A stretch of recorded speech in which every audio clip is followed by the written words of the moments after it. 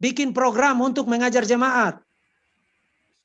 Jangan Senin sampai Sabtu kamu rajin di Facebook dan Instagram, nanti Sabtu malam baru kamu siap khotbah untuk besok pagi.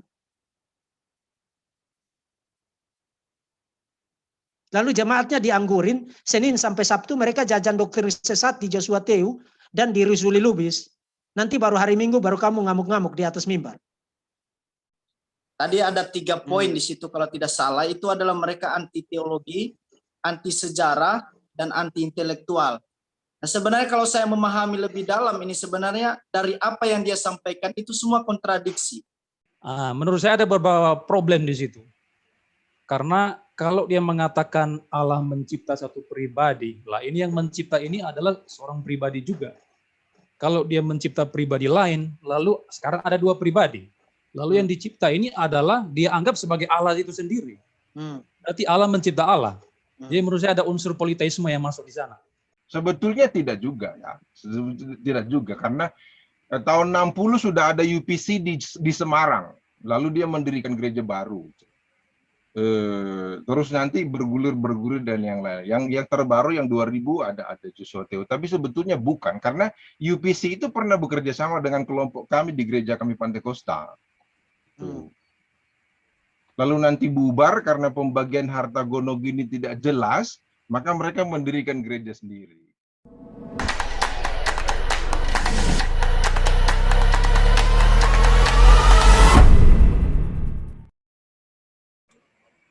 Ya, malam ini Pak Deki akan membawakan pembekalan yang berjudul Oneness Pentecostalism, Fenomena dan Dampak Terhadap Iman Kristen di Indonesia dalam konteks tinjauan apologetika Kristen.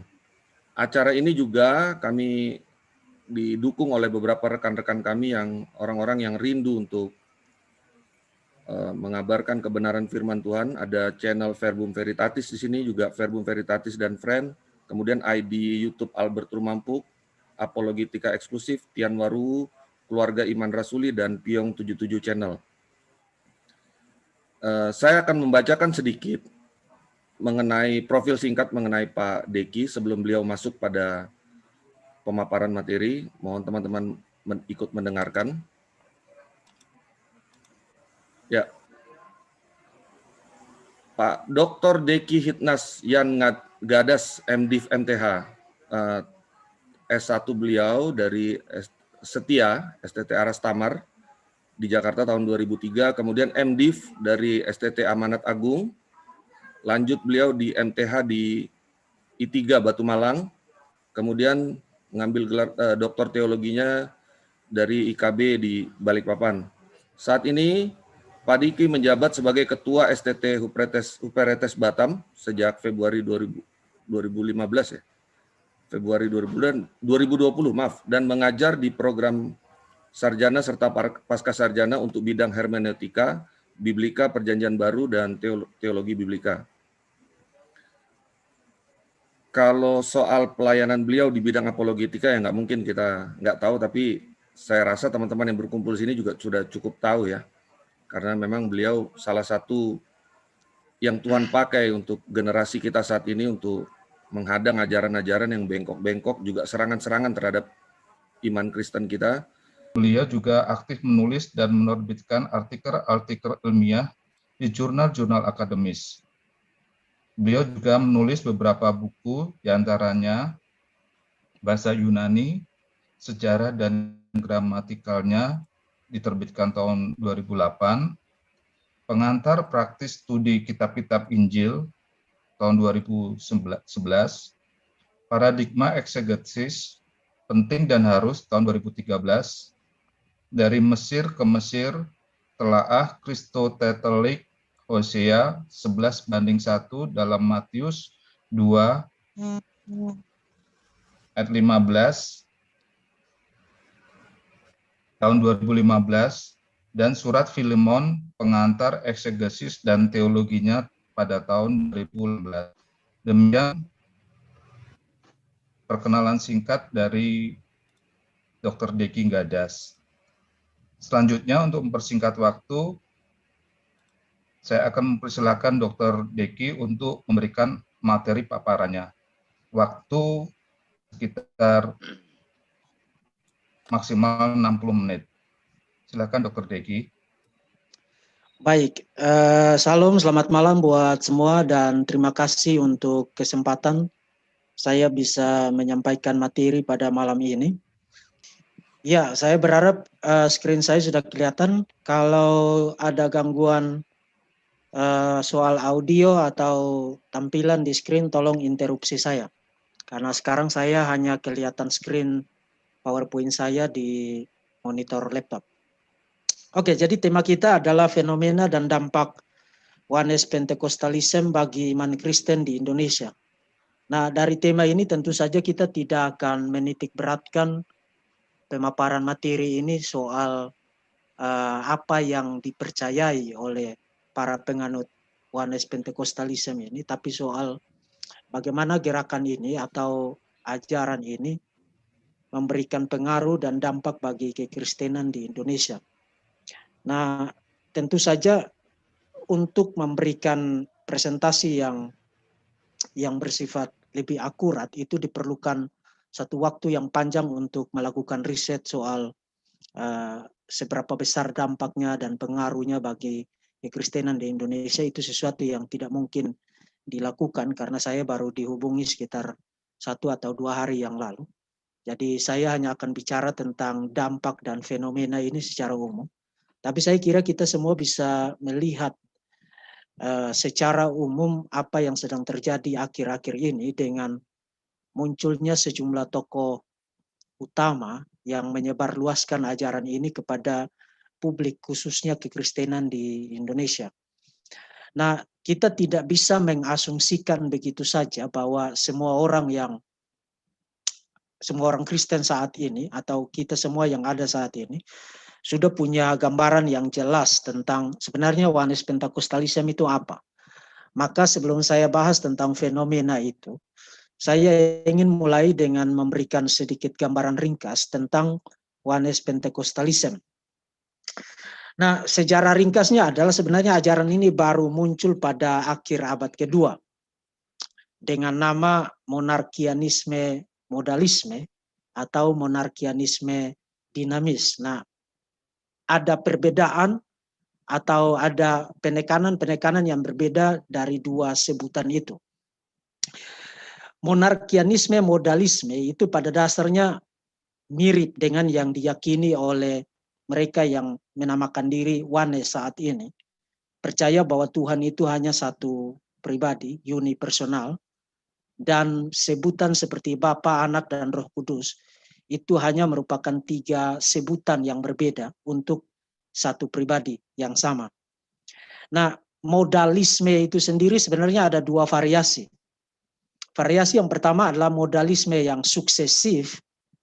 Suksesif itu berarti pada mulanya Tuhan, Allah menyatakan diri dengan manifestasi sebagai Bapa pada saat penciptaan. Kemudian setelah itu dia memanifestasikan dirinya sebagai anak pada saat penebusan. Kemudian setelah itu dia memanifestasikan dirinya sebagai Roh Kudus pada peristiwa kelahiran kembali atau pada saat terbentuknya gereja. Nah, itu yang disebut dengan modalisme yang suksesif. Tapi ada satu jenis modalisme yang lain lagi yang disebut dengan modalisme yang simultan.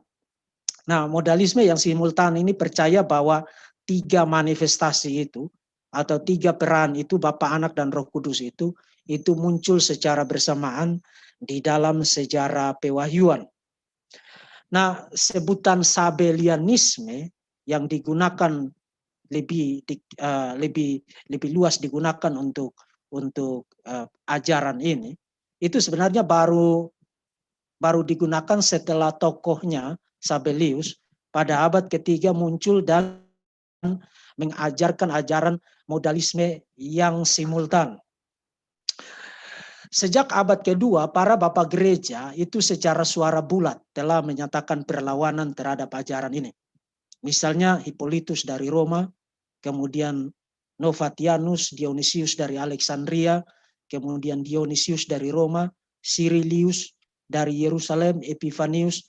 Tetapi yang paling berpengaruh adalah Tertullianus.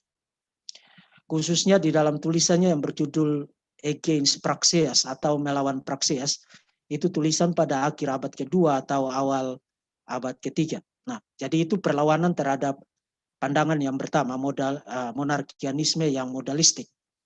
Kemudian monarkianisme yang dinamis itu sebenarnya penekanannya lebih kepada kristologi, yang percaya bahwa Yesus baru diadopsi memiliki semacam natur keelahian pada saat pembaptisannya. Nah, untuk pandangan ini sendiri juga ada beberapa variasi. Apakah dia diadopsi pada saat baptisan atau pada saat kebangkitannya. Nah, sejak abad kedua kemudian dilawan terus-menerus oleh bapak-bapak gereja. Ajaran ini hilang dari sejarah dan baru muncul kembali dalam tulisan seorang ilmuwan pada abad ke-17 sampai dengan abad ke-18. Seorang ilmuwan dari Swedia bernama Emanuel Swedenborg, dan dia mengajarkan bahwa sebenarnya Yesus adalah pribadi yang sama dengan Bapa dan dengan Roh Kudus. Jadi sebutan Bapa, Anak, dan Roh Kudus itu hanyalah sebutan yang berbeda untuk pribadi yang satu dan sama. Kemudian hilang lagi, lalu awal abad ke-20, ajaran ini muncul dan berkembang dengan sangat masif sampai dengan sekarang. Bahkan kalau kita baca websitenya UPCI, United Pentecostal Church International, mereka mengklaim bahwa Oneness Pentecostalism adalah satu ajaran dengan pertumbuhan tercepat, even dibandingkan dengan para saksi Yehova yang dulu pernah digadang sebagai sebuah ajaran atau bidat yang pertumbuhannya itu sangat pesat. Jadi untuk sekarang Oneness Pentecostalism itu bisa disebut sebagai sebuah ajaran selain dari sebagai rival dari ajaran mainstream atau ajaran ortodoks. Sebuah ajaran yang mengalami pertumbuhan sangat pesat, bahkan mengalami pertumbuhan tercepat dibandingkan dengan ajaran-ajaran yang lain. Dan saudara bisa lihat datanya sekarang itu ada di screen. Ajaran ini muncul dengan cukup banyak sebutan. Yang paling luas adalah Oneness Pentecostalism, tapi kadang-kadang mereka disebut juga dengan Jesus Only atau Jesus Name Movement atau Apostolic. Nah, Jesus Name Movement karena mereka percaya bahwa nama Yesus itu sebenarnya adalah nama dari Bapa, Anak, dan Roh Kudus. Jadi sebutan-sebutan yang berbeda itu sebenarnya menyandang nama yang sama, yaitu nama Yesus.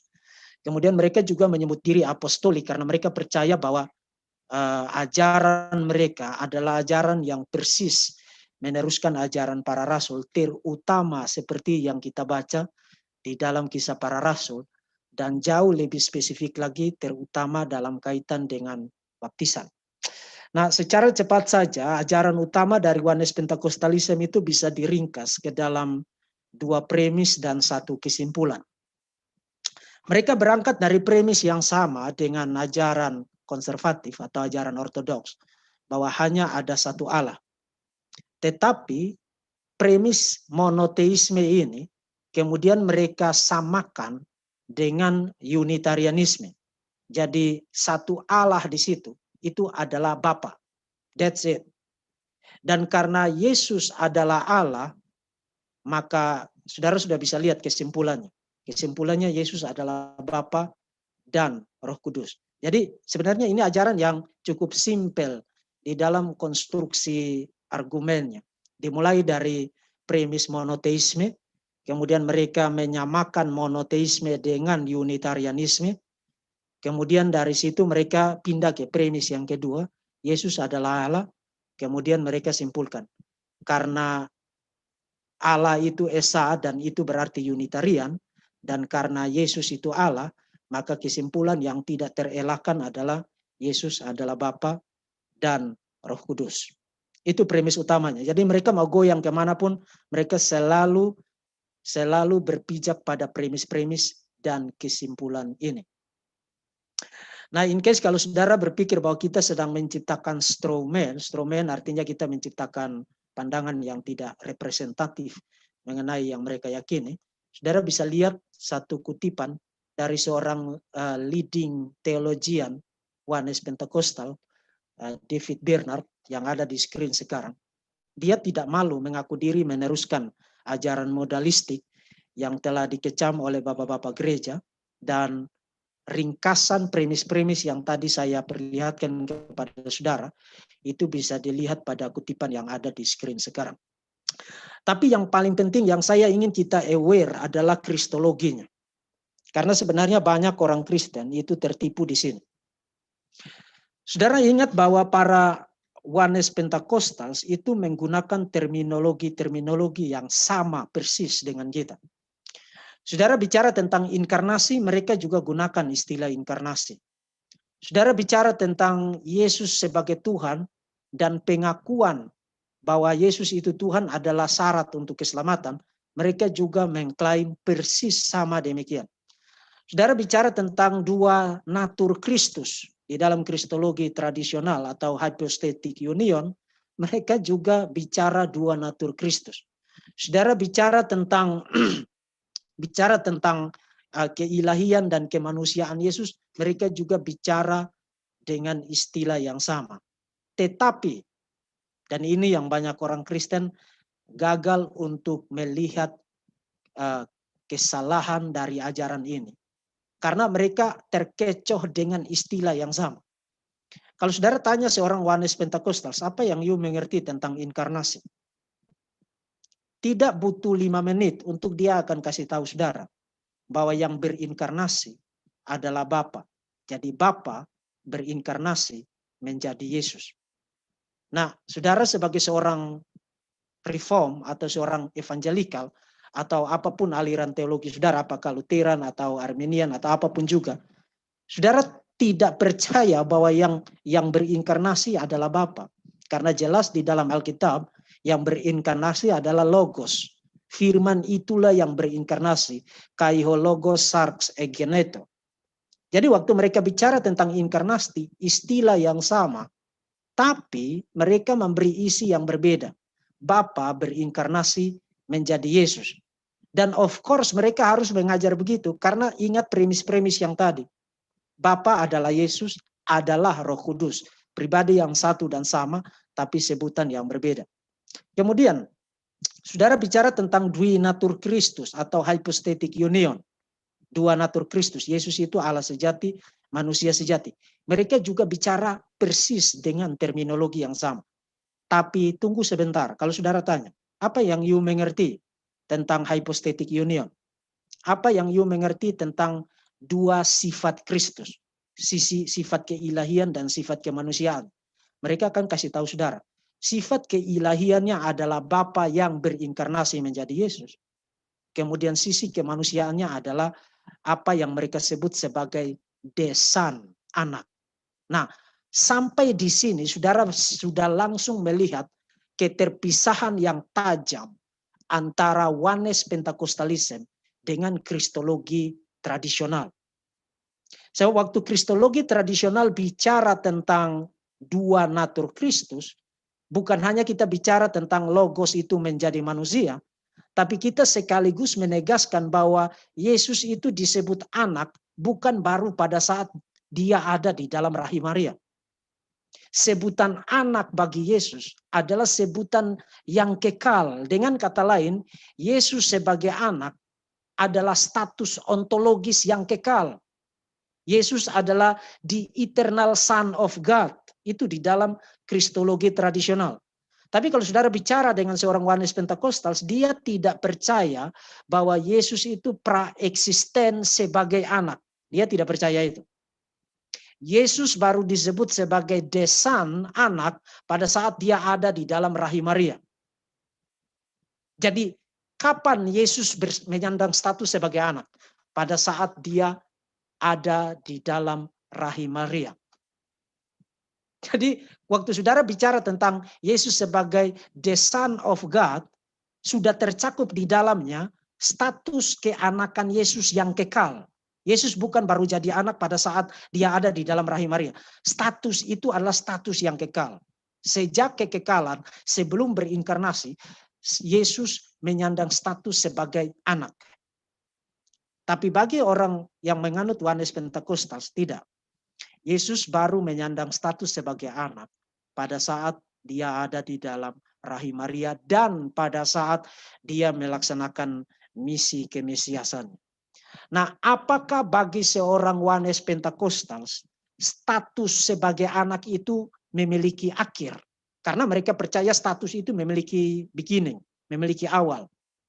Ya, mereka percaya status itu memiliki akhir. Kapan status itu berakhir? Status itu berakhir ketika Yesus menyelesaikan misi kemesiasan. Dengan kata lain, Yohanes Pentakostal bukan hanya menyangkal the pre-existence of the Son, pra-eksistensi anak, tapi mereka juga menyangkal bahwa anak itu di masa depan, pada kekekalan di masa depan, akan terus menyandang status sebagai anak. Nah, untuk poin itu sebenarnya ada dua variasi di dalam Yohanes Pentakostalisme. Pertama, variasi yang pertama percaya bahwa Yesus setelah menyelesaikan misi inkarnasinya, dia menjadi cease to exist, berhenti berkeberadaan. Yesus kembali, Bapa yang tadinya berinkarnasi menjadi Yesus, kembali kepada wujudnya sebagai Bapa, sebagai roh. Variasi yang kedua percaya bahwa Yesus tidak cease to exist, tidak berhenti berkeberadaan, tetapi sekarang yang ada di surga itu adalah manusia. Sekarang yang ada di surga itu adalah manusia. Jadi yang ada di surga sekarang, yang saudara sebut sebagai Yesus, itu adalah manusia dan dia tidak lagi memiliki dua natur. Dia semata-mata manusia. Nah, itu langsung memperlihatkan keterpisahannya dengan kristologi tradisional. Karena kristologi tradisional percaya bahwa pada saat inkarnasi, ketika sang anak, the Son, menambahkan kepada natur keilahiannya, natur kemanusiaan. Jadi kenosis di dalam Filipi pasal 2 itu bukan berarti sang anak itu kehilangan sesuatu dari dirinya. Tapi sebenarnya menambahkan sesuatu kepada dirinya, yaitu natur kemanusiaan. Nah, inkarnasi itu inkarnasi yang mengakibatkan anak itu memiliki dua natur. Itu tidak berhenti pada saat dia naik ke surga. Tapi bahkan sampai sekarang, Yesus di surga itu menyandang dua natur. Natur keilahian dan natur kemanusiaan satu pribadi. Jadi hypostatic union itu tidak berhenti pada saat dia naik ke surga. Hypostatic union itu tetap disandang oleh anak, bahkan sampai dengan sekarang. Jadi saudara bisa lihat di dalam kristologi tradisional, tindakan perendahan diri anak itu adalah satu pengorbanan diri yang luar biasa sangat besar. Karena seterusnya bahkan sampai sekarang sang anak tetap menyandang dua natur itu pada pribadinya. Nah, itu disangkali di dalam kristologi Yohanes Pentakostalisme. Jadi saudara melihat bahwa kristologi dari Yohanes Pentakostalisme itu terminologinya sama, tapi isinya itu completely bertentangan dengan yang diyakini oleh gereja di dalam sejarah mengenai siapa itu Kristus. Dan saudara juga perlu aware tentang bagaimana cara mereka menangani kitab suci atau metode tafsir. Sorry, saya ada salah ketik di screen saya. Metode tafsir mereka adalah apa yang disebut dengan referensi silang. Nah, itu tentu saja tidak dapat dihindari karena begini. Semua premis khusus mengenai Yohanes Pentakostalisme, misalnya Bapa adalah Roh Kudus, Bapa adalah Anak, adalah Roh Kudus, pribadi yang satu dan sama. Kemudian nama Yesus adalah nama Bapa dan nama dari Roh Kudus, nama dari Anak. Semua premis-premis khusus Yohanes Pentakostalisme sebenarnya tidak terdapat di dalam Alkitab sama sekali. Sama sekali tidak terdapat di dalam Alkitab.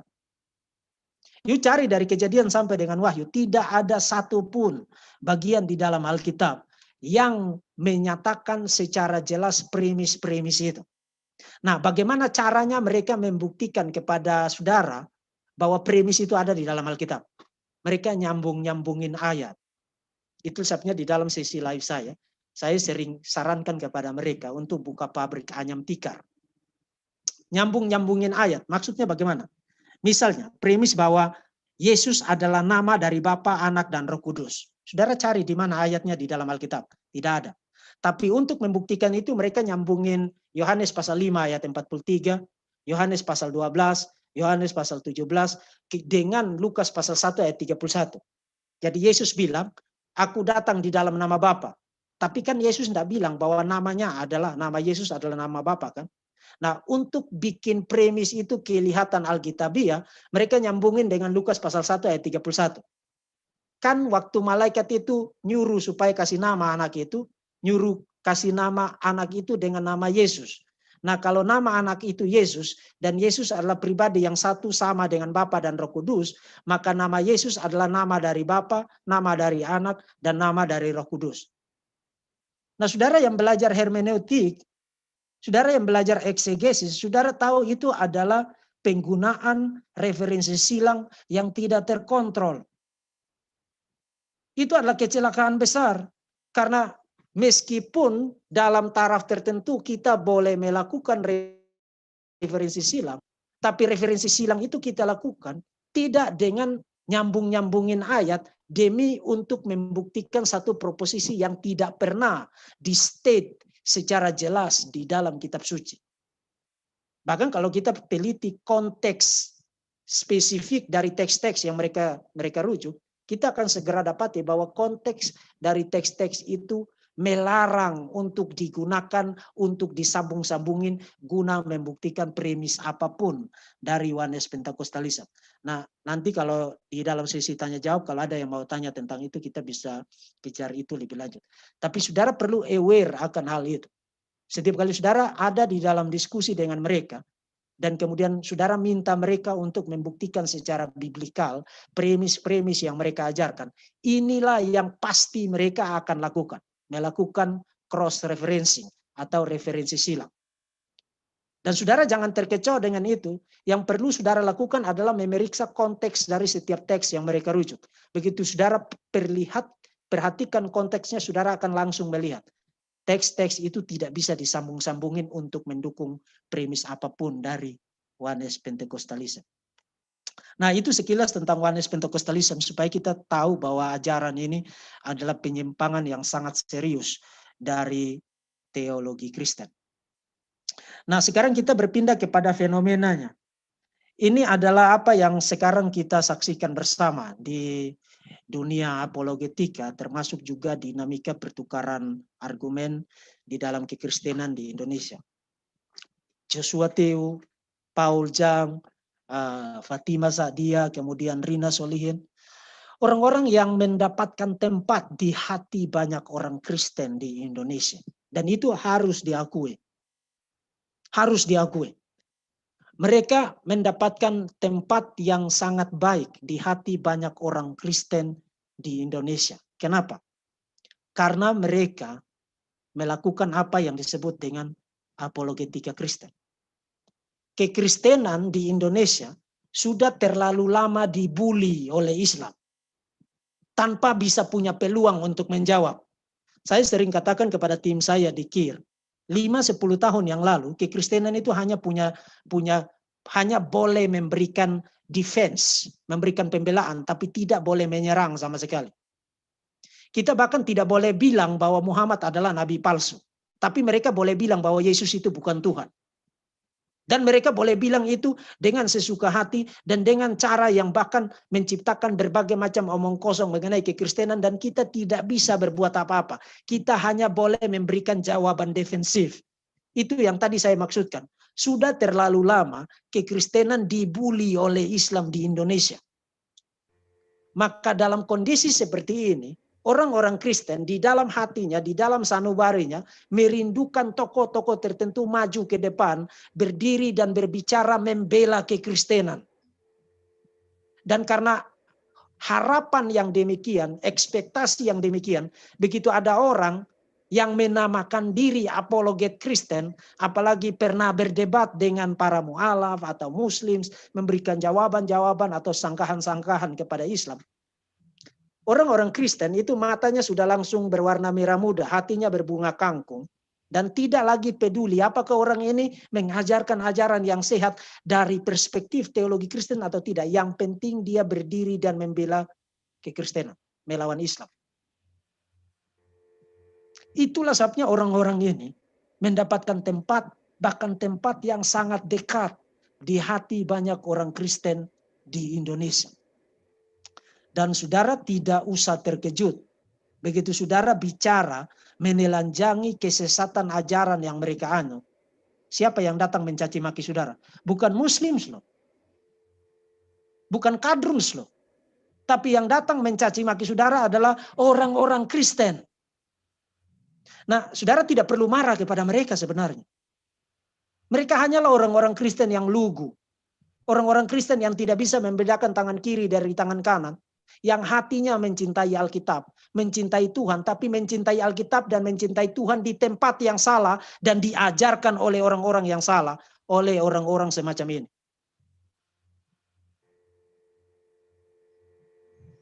Jadi kita sekarang berada di dalam situasi semacam ini sekarang.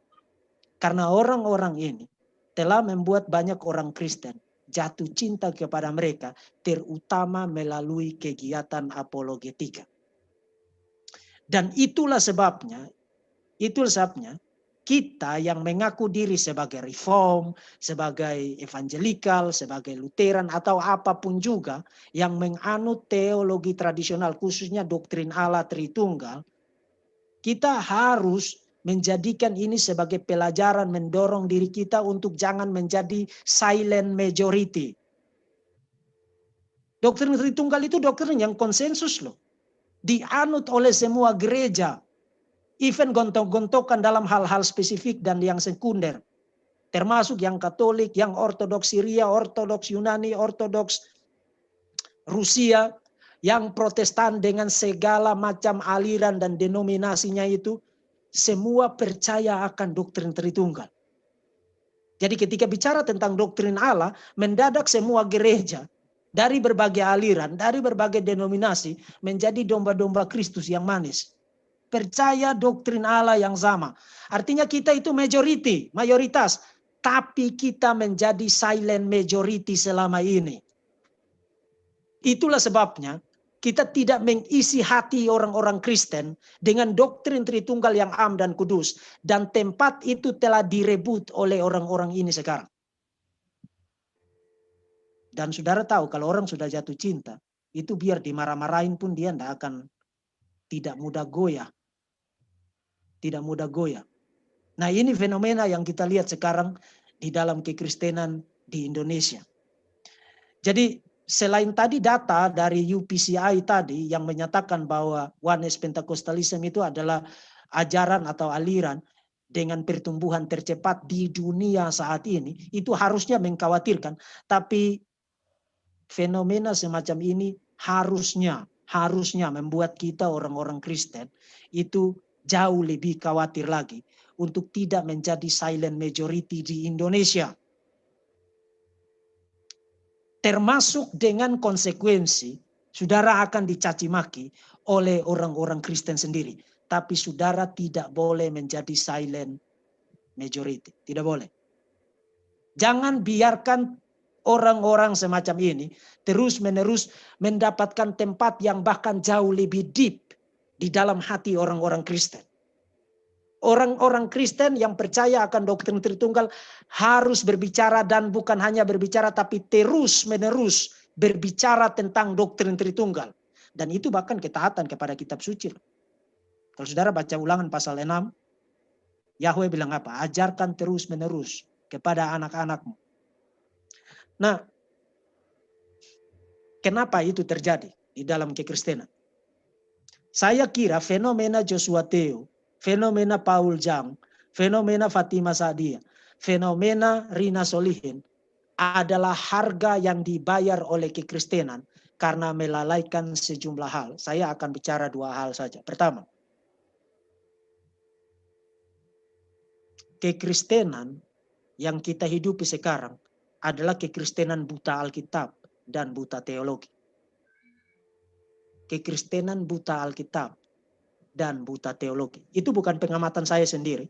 Kalau saudara lihat ada satu buku di tangan saya sekarang, A Definitive Look at Oneness Theology.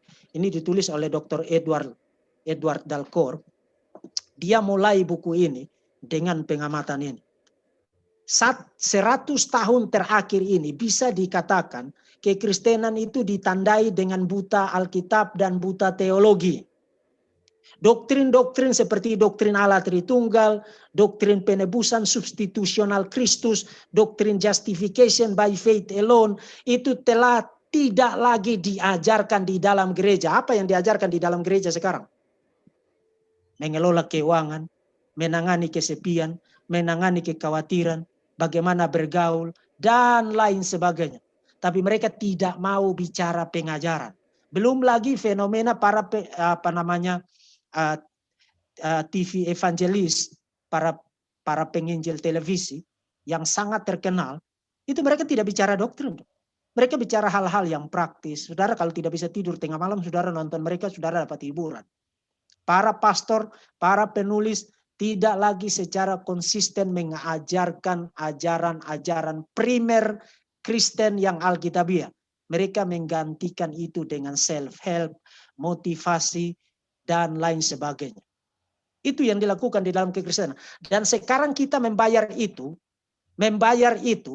dengan Oneness Pentakostalism mendapat tempat di hati terdalam dari banyak orang Kristen sekarang. Saudara ingat teologi kemakmuran butuh lebih dari 50 tahun untuk dibuat bungkam di dalam kekristenan. Sekarang teologi kemakmuran itu sudah redup. Tapi lebih dari 50 tahun kekristenan butuh lebih dari 50 tahun untuk membungkam teologi itu. Saya tidak tahu kita butuh berapa puluh tahun untuk melawan Oneness Pentakostalism ini. Tapi Oneness Pentakostalism adalah harga yang harus dibayar oleh kekristenan karena melalaikan pengajaran di dalam gereja. Khotbah-khotbah di mimbar itu tidak lagi khotbah-khotbah pengajaran, tapi khotbah-khotbah motivasional, praktis, dan lain sebagainya yang tidak ada kaitannya dengan doktrin-doktrin primer di dalam kekristenan.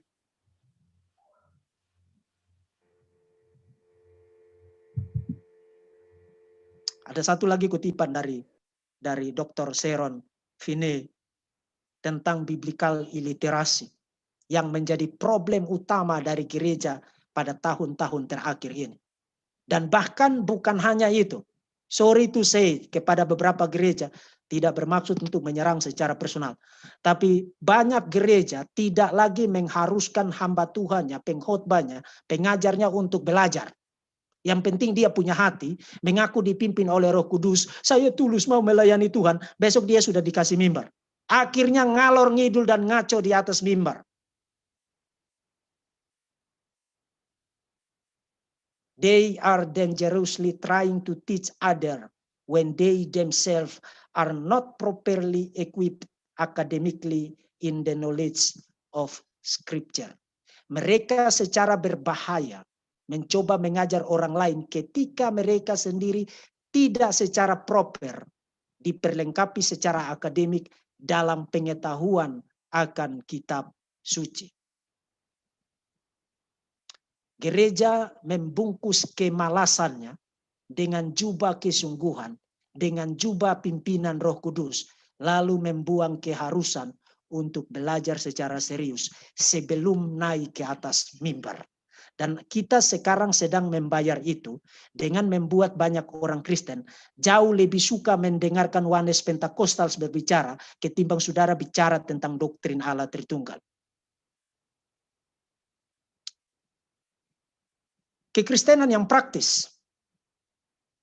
Kekristenan yang praktis karena gereja telah menimba air yang sangat banyak dari sebuah sumur bernama postmodernisme. Tidak mau bicara doktrin, tidak mau bicara pengajaran, tidak mau bicara hal-hal yang sifatnya mutlak dan absolut. Oh, yang penting opini A, opini B, opini C. Yang penting kita tidak usah ribut, kita singing kumbaya, angkat tangan, kemudian kita sudah menjadi orang Kristen. Dengan slogan no creeds but Christ. Tidak perlu kredo, tidak perlu pengakuan iman, tidak perlu doktrin, yang penting Kristus. Dan bukan hanya itu, kalau saudara studi akademik, terutama studi biblika, saya orang biblika, mereka akan kasih ingat saudara, jangan masukkan doktrinmu di dalam eksegesis Alkitab. Jadi maksudnya kita mengeksegesis Alkitab dengan kepala kosong. Saudara harus ingat, dalam taraf tertentu saya tahu itu satu peringatan yang baik. Saya tahu itu. Karena kalau orang mau bicara baca buku, mau bicara analisis, eksegesis, itu saya lakukan itu dengan sangat-sangat serius.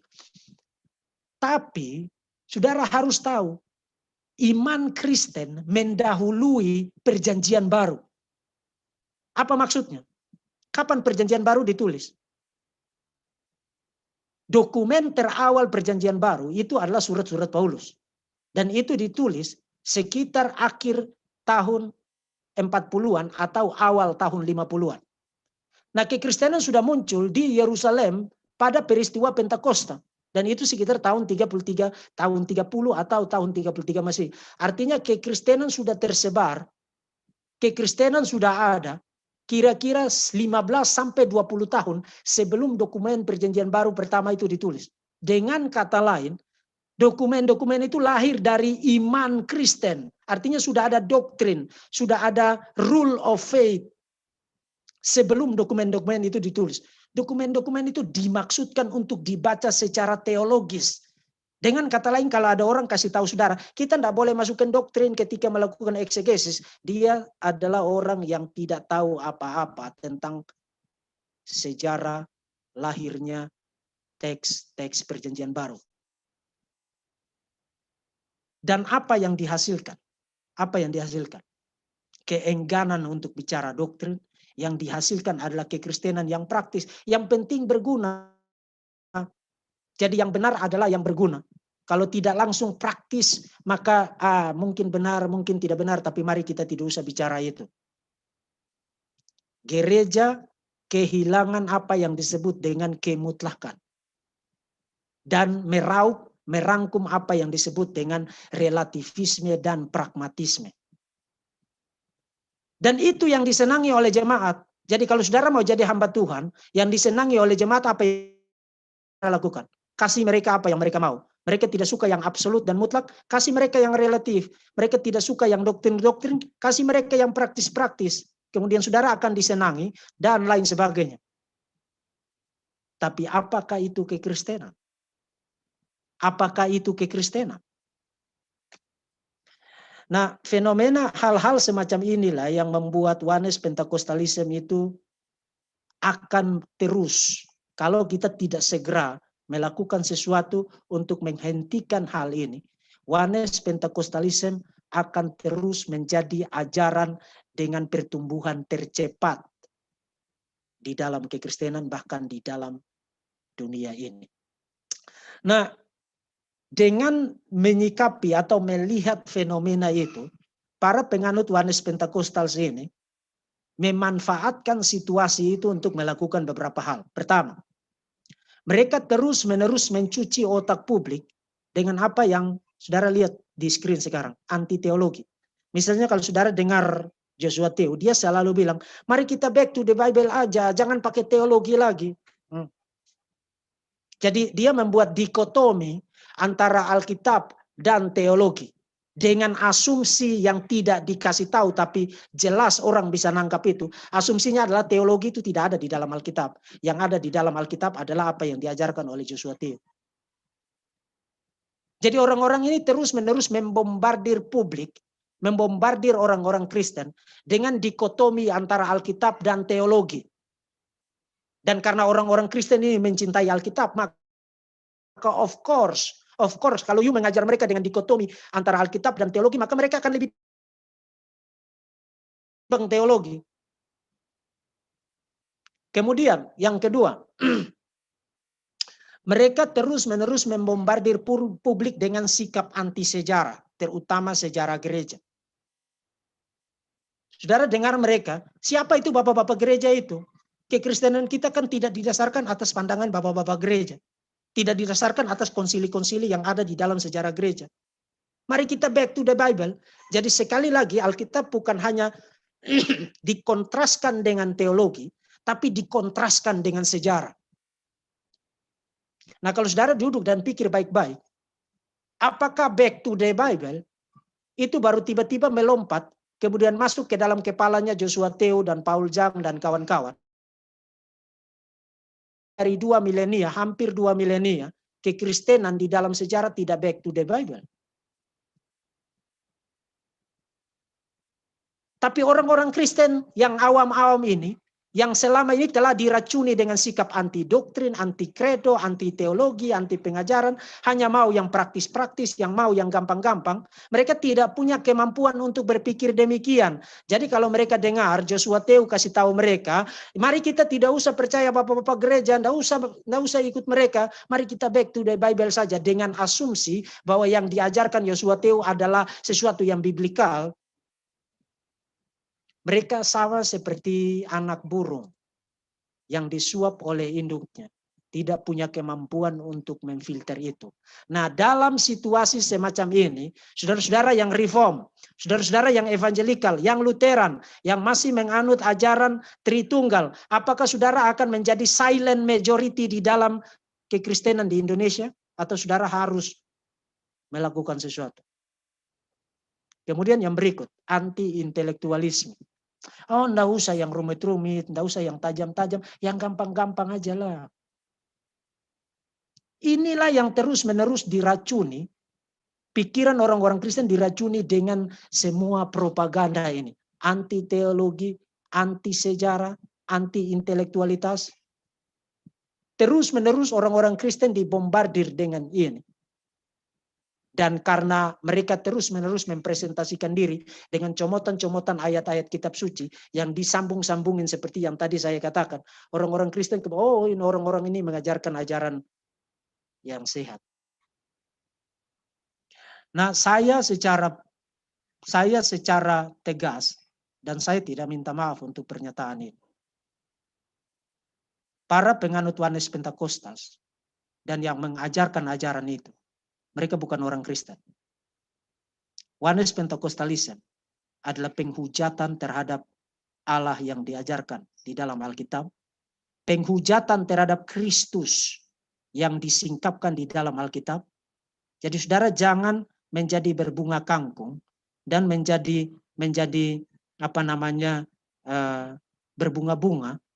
Kalau mendengar mereka, oh kami percaya Yesus itu Tuhan. Pengakuan akan ketuhanan Yesus adalah pengakuan yang trinitarian. Karena di sepanjang kitab suci, presentasi demi presentasi mengenai siapa itu Yesus tidak pernah terlepas dari Bapa dan Roh Kudus sebagai pribadi-pribadi yang berbeda. Tidak pernah. Bahkan Yesus di dalam seluruh tahap pelayanannya, di dalam perjanjian baru, sejauh yang kita baca di dalam perjanjian baru, tidak pernah lalai untuk bicara tentang Bapa dan Roh Kudus. Tidak pernah lalai. Jadi pengakuan akan ketuhanan Yesus dan pengakuan yang menyelamatkan adalah pengakuan yang trinitarian. Selain daripada itu adalah Yesus yang lain, dan Yesus yang lain itu tidak menyelamatkan. Nah, saya ingin tutup ini, nanti kita akan tanya jawab nanti. Dengan satu kutipan dari salah seorang teolog yang cukup terkenal di Indonesia, Pak Eka Dharma Putra, beliau sudah meninggal. Kita jangan terperdaya oleh ajaran pendeta yang melenceng. Kita harus bersikap kritis untuk menyelidiki pengajaran pendeta tersebut dengan menggunakan tolok ukur Alkitab. Bagaimana kita tahu kalau ia menambah-nambah atau mengurangi firman Tuhan? Tidak ada jalan lain. Anda harus akrab bergaul dengan firman Tuhan. Harus mempelajari firman Tuhan. Inilah yang tidak dilakukan oleh banyak pengkhotbah, banyak hamba Tuhan di dalam banyak gereja. Sehingga yang mereka hasilkan adalah orang-orang Kristen yang buta Alkitab dan buta teologi. Mulai sekarang lakukan hal ini. Lakukan hal ini supaya mereka bisa tahu membedakan mana ajaran yang sehat dan mana ajaran yang menyimpang dari kitab suci. Oke, saya sampai di situ. Saya kembalikan kepada moderator.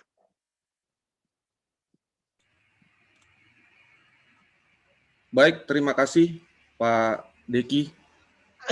Penjelasannya cukup gamblang dan puji Tuhan kita sudah mendengarkan semuanya. Kita akan masuk pada sesi tanya jawab. Tapi kita juga karena ini waktunya cuma 60 menit Pak Deki berkenan untuk tanya jawabnya. Jadi mohon diperhatikan teman-teman, malam ini adalah pemaparan materi, maka yang kita lakukan adalah bertanya apa yang menjadi kejanggalan ataupun yang kita tidak tahu. Saya tidak tahu, yang hadir di sini kan beragam dan kita tidak menyediakan ruang untuk berdebat. Kalau misalnya ada teman-teman dari Oneness atau apa, tapi di sini adalah pembekalan. Jadi mohon, nanti ada 3 petugas yang akan memandu termasuk untuk masuk di sesi ini dan akan dipimpin langsung oleh Bang Patar. Silakan Bang Patar untuk penanya pertama.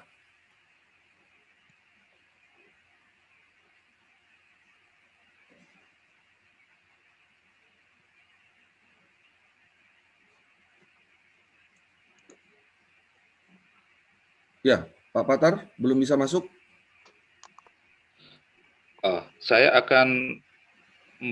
Kita akan memberikan waktu kepada 3 penanggap dulu, Pak. Ya. Pak Albert, Pak Tian, dan Pak Averlin untuk memberikan tanggapannya. Silakan, waktunya Pak Albert, Pak Tian, Pak Averlin maksimal 3 menit. Baik, terima kasih Pak Moderator. Saya juga mengucapkan terima kasih kepada Pak Deki yang sudah memberikan pemaparan materi pada malam hari ini. Mungkin saya ingin bertanya 2 pertanyaan, Pak Moderator, mungkin bisa diizinkan. Saya terkesan dengan kata-kata Pak Deki tadi, bahwa Oneness Pentecostalism itu adalah harga yang harus dibayar oleh kekristenan karena matinya literasi Alkitab dan teologi yang benar dalam gereja. Ya, karena gereja itu sudah anti doktrin, hanya mengajarkan hal-hal yang praktis dan sebagainya.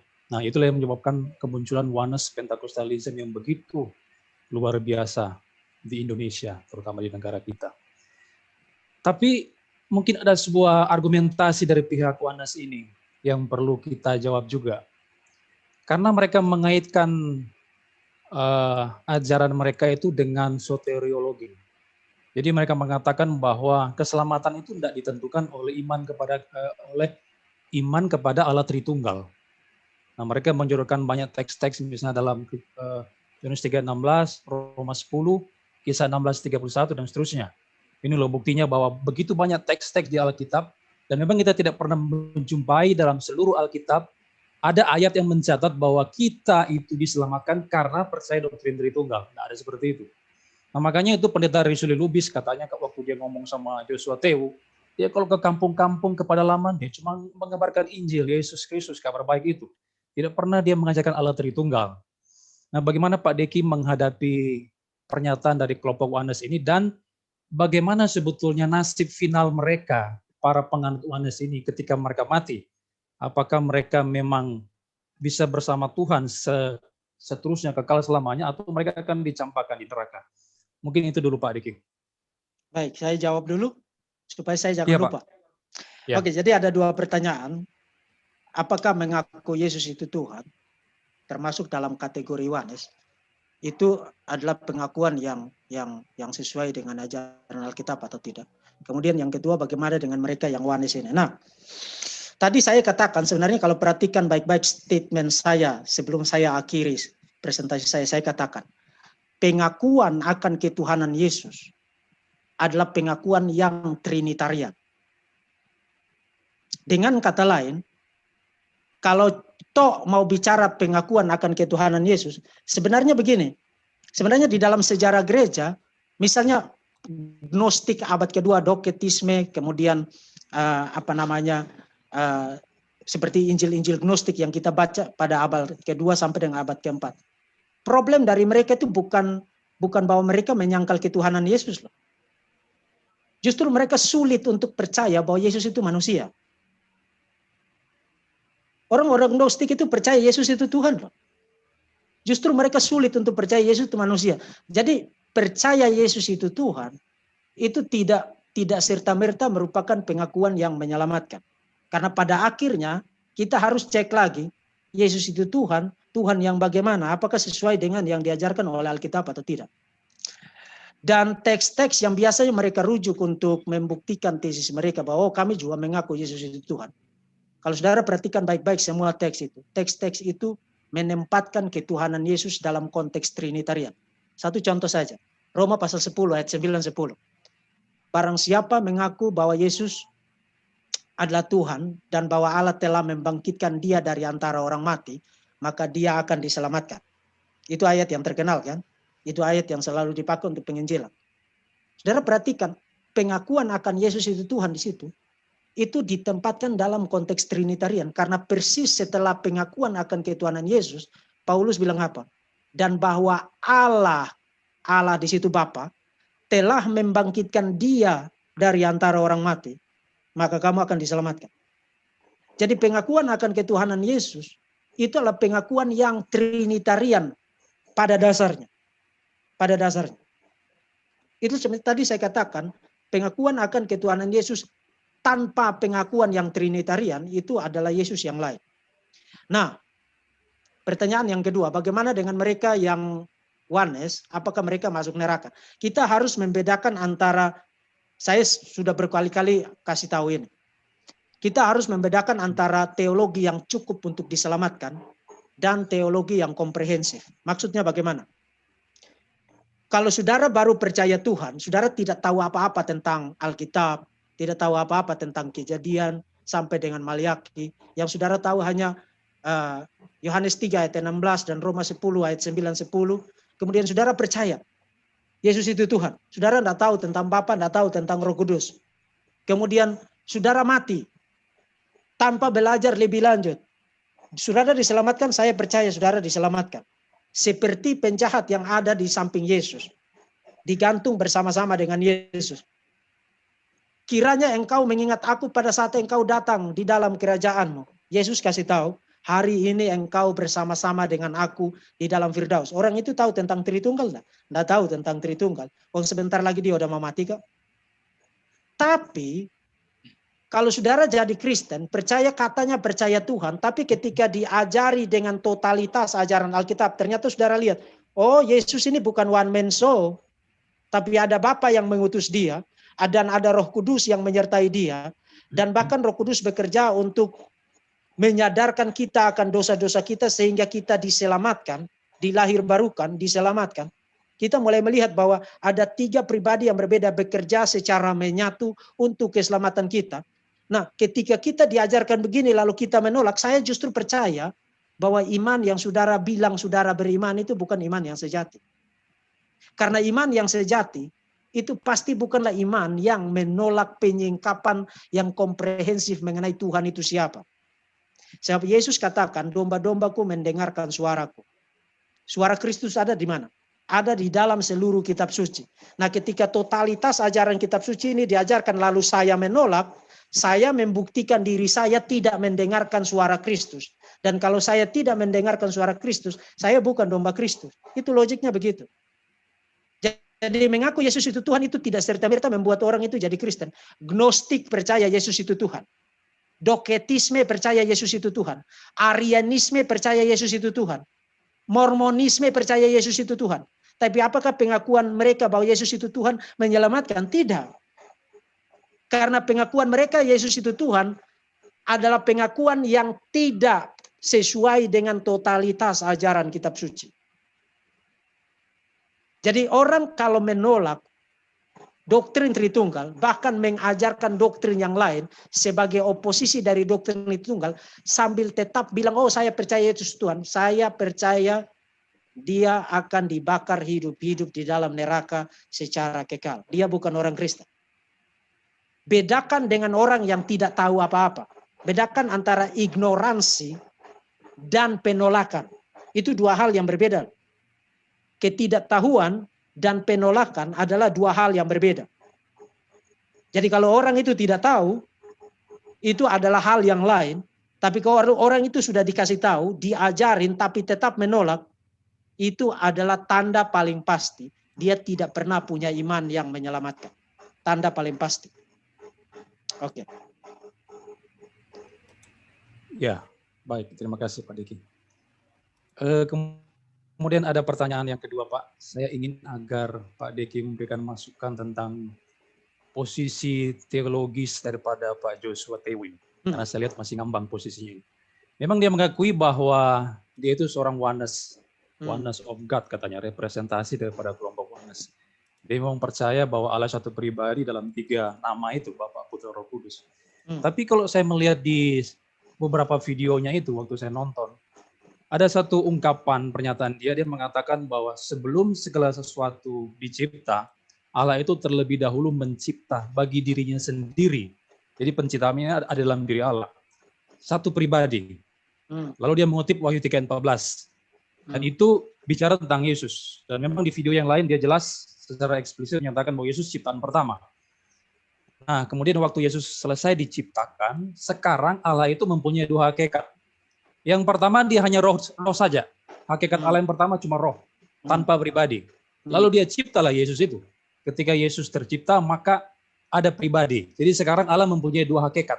Hakikat roh dan hakikat pribadi. Menurut saya ada beberapa problem di situ. Karena kalau dia mengatakan Allah mencipta satu pribadi, lah ini yang mencipta ini adalah seorang pribadi juga. Kalau dia mencipta pribadi lain, lalu sekarang ada 2 pribadi.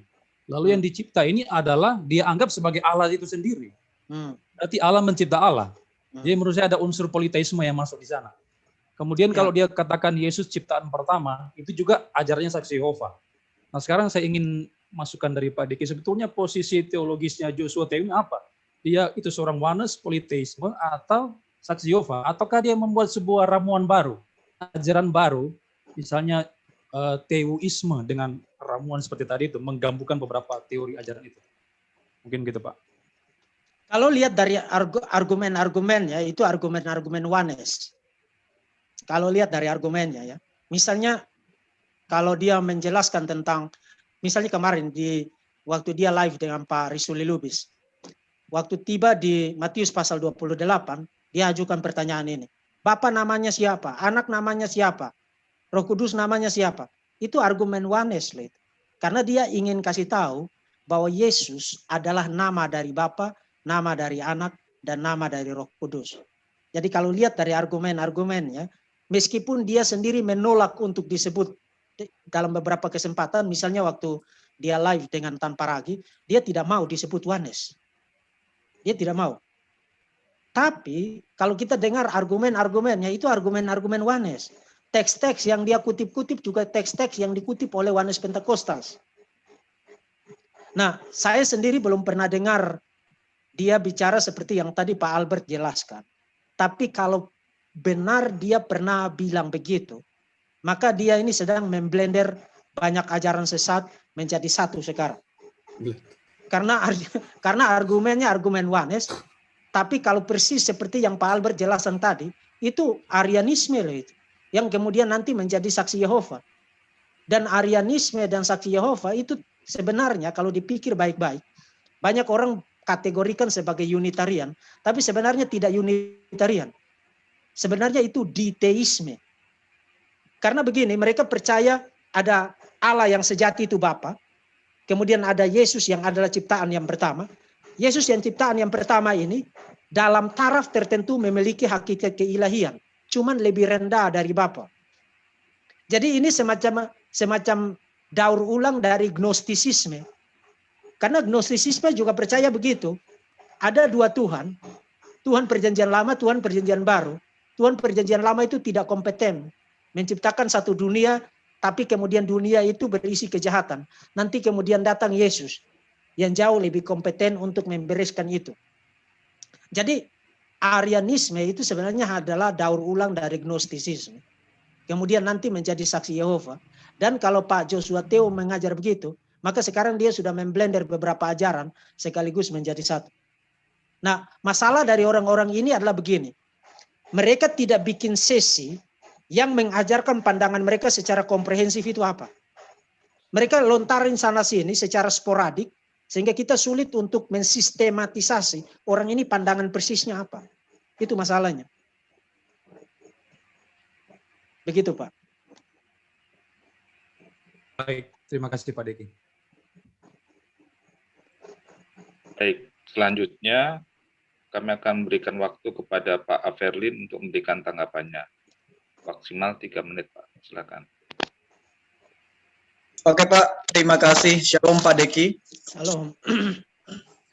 Oke, saya tidak lagi menyoroti ayat-ayat yang digunakan oleh Yohanes, tapi saya langsung masuk ke satu kesimpulan, yaitu kesimpulan postmodernisme yang merupakan itu peluang dari ajaran ini untuk diajarkan. Apalagi dengan iming-iming relativisme tadi yang disampaikan oleh Pak Deki, dan dengan itu kita tidak bisa melihat keabsolutan, kemutlakan satu kebenaran yang kita klaim itu kebenaran yang mutlak sejati benar. Salah satunya adalah doktrin Allah Tritunggal.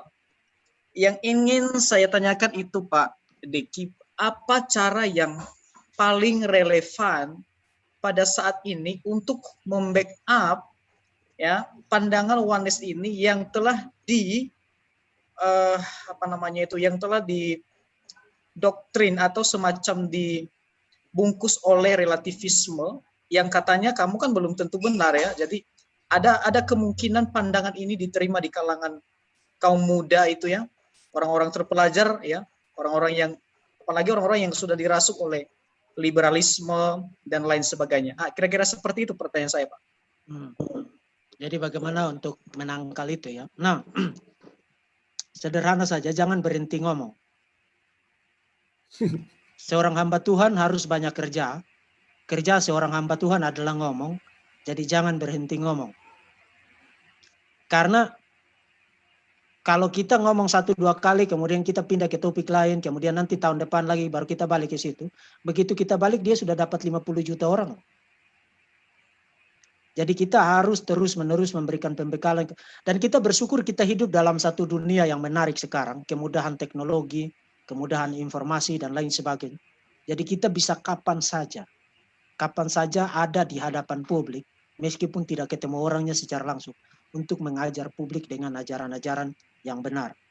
Dan kenapa tadi saya sorot tentang posmo dan relativisme? Karena seperti yang Bapak-bapak atau Bapak Ibu bisa lihat di channel saya, sudah lebih dari 2 minggu ini saya terus-menerus membahas tentang Oneness Pentecostals versus doktrin Tritunggal. Baik itu dari segi apologetiknya maupun dari segi biblikal dan teologikalnya.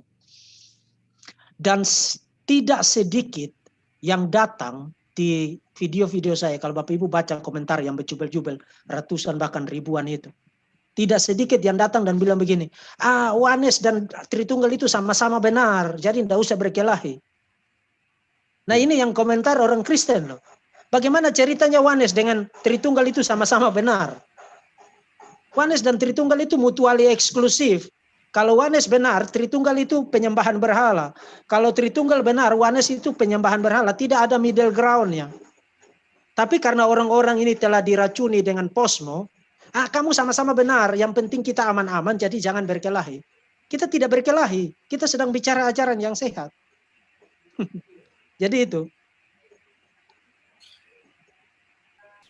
Oke Pak, terima kasih. Sekian Pak Moderator. Baik, berikutnya waktu untuk Pak Tian Waru. Silakan Pak. Baik. Shalom Pak Deki, terima kasih Halo Pak. untuk pemaparannya luar biasa. Kedengaran ya? Kedengaran. Ya, baik. Puji Tuhan. Sebenarnya sih sudah cukup jelas ya. Cuman saya melihat ada satu hal yang menarik tadi dari pemaparan Pak Deki mengenai propaganda dari Oneness ini. Tadi ada 3 poin di situ kalau tidak salah. Itu adalah mereka anti teologi, anti sejarah, dan anti intelektual. Nah, sebenarnya kalau saya memahami lebih dalam ini, sebenarnya dari apa yang dia sampaikan itu semua kontradiksi. Apa yang dia ajarkan mengenai Oneness ini kan, itu kan bicara masalah teologi juga. Ya. Ya. Dan juga kan pasti ada ikut sejarahnya di situ, pasti ada. Dan bahkan berbicara mengenai intelektual itu sudah jelas-jelas kontradiksi. Makanya sebenarnya kalau kita melihat ini, saya melihatnya sesuatu hal yang aneh gitu ya, kontradiksi. Di sisi lain dia anti teologi, tapi sementara di sisi lain juga dia sedang mengajarkan teologinya sendiri, yang berbeda dari Allah Tritunggal. Ya. Nah itu yang pertama mengenai hal itu. Terus yang keduanya, ini mungkin lebih yang ke praktisnya Pak ya, karena ini kan kita berbicara mengenai pemaparan dalam untuk memahami oneness ini dalam pandangan awam begitu ya. Nah, yang menjadi pertanyaan yang kedua itu bagaimana sih sebenarnya sikap kita atau sikap jemaat awam dalam menghadapi ajaran daripada oneness ini supaya tidak terpengaruh. Karena mereka kan cukup kuat untuk mengajar karena mereka ambil seperti yang Bapak katakan tadi menafsirkan Alkitab itu secara silang. Nah, jadi itu bisa mereka ambil di dasar-dasar Alkitab, contohnya mengenai Yesus. Ya, ada saya dengar juga videonya itu mengenai segala kuasa baik di surga maupun di bumi ya diberikan kepada Yesus gitu ya. Dan bahkan juga mungkin itu bisa di dalam Yohanes juga mengenai ini. Namamu yang engkau berikan kepadaku. Nah, jadi itu bagaimana memberikan satu pemahaman kepada jemaat supaya mereka tidak terpengaruh dengan ajaran oneness ini. Saya kira itu, Pak. Terima kasih. Ya, pertama tentang 3 pengamatan yang tadi saya kemukakan. Ya, itu semua adalah sikap atau propaganda-propaganda yang irasional ya. Karena seperti yang tadi Pak katakan, formulasi Oneness Pentakosta sendiri itu adalah formulasi teologis. Jadi kalau bersikap anti teologi, tapi pada saat yang sama untuk menyebarkan ajaran kamu mengajarkan premis-premis teologis, maka itu adalah sesuatu yang menolak diri sendiri, sifatnya self-refuting, anti sejarah. Nah, ini yang saya lihat sangat menarik. Kenapa mereka harus bersikap anti sejarah? Tidak usah pergi baca bapak-bapak gereja, mereka tidak penting. Karena begini, karena memang Oneness Pentakostal itu adalah ajaran yang ahistoris. Tidak punya suksesi yang berkelanjutan di dalam sejarah. Seperti yang tadi saya kasih lihat, muncul abad kedua, akhir abad kedua, sampai dengan abad ketiga, kemudian dikondem di dalam Nicea Konstantinopel, abad keempat, setelah itu hilang. Nanti baru muncul di dalam pada abad ke-17-18. Setelah itu muncul lagi, dan sampai sekarang itu di awal abad ke-20. Jadi ajaran ini tidak punya, kalau kita pakai istilahnya Muslim, tidak punya sanad, tidak punya chain, tidak punya mata rantai sejarah yang terus-menerus berkesinambungan sampai dengan sekarang. Jadi supaya saudara tidak melihat bahwa ada mata rantai yang terputus dari ajaran ini, maka mereka terus-menerus membombardir kaum awam dengan sikap anti sejarah gereja. Bapak-bapak gereja tidak penting, Tertullianus tidak penting, Clemens dari Alexandria tidak penting, Cyrilius tidak penting, Athanasius tidak penting, Agustinus tidak penting, semua yang lain tidak penting. Yang penting adalah back to the Bible. Seakan-akan bapak-bapak gereja tidak back to the Bible. Jadi kita butuh satu orang namanya Joshua Theo di abad yang sekarang untuk kasih tahu kita back to the Bible. Kasihan amat kekristenan ini. Sudah 2 milenia baru mendadak muncul seseorang bernama Joshua Theo dan kasih ingat kita back to the Bible begitu. Nah, kemudian mengenai hal yang kedua, apa yang harus dilakukan untuk menolong jemaat awam untuk aware terhadap ajaran ini? Gereja harus punya program yang terpadu dan intensif untuk mengajar jemaat. Bukan hanya mengajar jemaat tentang ajaran-ajaran yang primer, bukan hanya mengajar jemaat tentang bagaimana membaca Alkitab secara bertanggung jawab. Jangan comot-comot ayat, sambung-sambungin ayat seperti saudara sulam ke lambu, kemudian saudara bikin ajaran tidak jelas. Tapi juga mengajari mereka, memperlengkapi mereka dengan, oke, kita percaya ajaran yang sehat begini, tapi di dalam sejarah kekristenan pernah digoda dengan ajaran-ajaran ini. Jadi kalau saudara ketemu di luar sana, saudara harus hati-hati. Sebab begini, tidak ada ajaran sesat yang benar-benar baru. Tidak ada. Saudara mention aja, sebut aja satu ajaran yang menyimpan dari kekristenan sekarang. Kita akan lihat itu pernah ada di dalam sejarah. Jadi sebenarnya itu hanya daur ulang dari apa yang telah ditolak di dalam sejarah sebagai ajaran yang menyimpang. Tapi kemudian muncul dengan nama baru atau dengan wajah baru, tapi isinya podowai. Seperti Oneness Pentakostal. Itu kan daur ulang dari modalisme. Yang sudah dikondem sebagai ajaran sesat di dalam konsili Nicea Konstantinopel. seperti saksi Yehova, itu kan daur ulang dari Arianisme yang sudah dikondem di dalam Konsili Nisea 325. Jadi apa yang baru di dalam dunia ini? Tidak ada, hanya daur-daur ulang begitu saja. Dan itulah sebabnya gereja punya banyak pekerjaan rumah. Dan inilah yang tidak digarap oleh banyak hamba Tuhan. Saudara, kalau jadi hamba Tuhan, jadi gembala, berhenti, kurangi waktu untuk main Facebook dan Instagram. Bikin program untuk mengajar jemaat. Jangan Senin sampai Sabtu kamu rajin di Facebook dan Instagram, nanti Sabtu malam baru kamu siap khotbah untuk besok pagi. Lalu jemaatnya dianggurin, Senin sampai Sabtu mereka jajan doktrin sesat di Joshua Teu dan di Rusuli Lubis. Nanti baru hari Minggu baru kamu ngamuk-ngamuk di atas mimbar. Oke.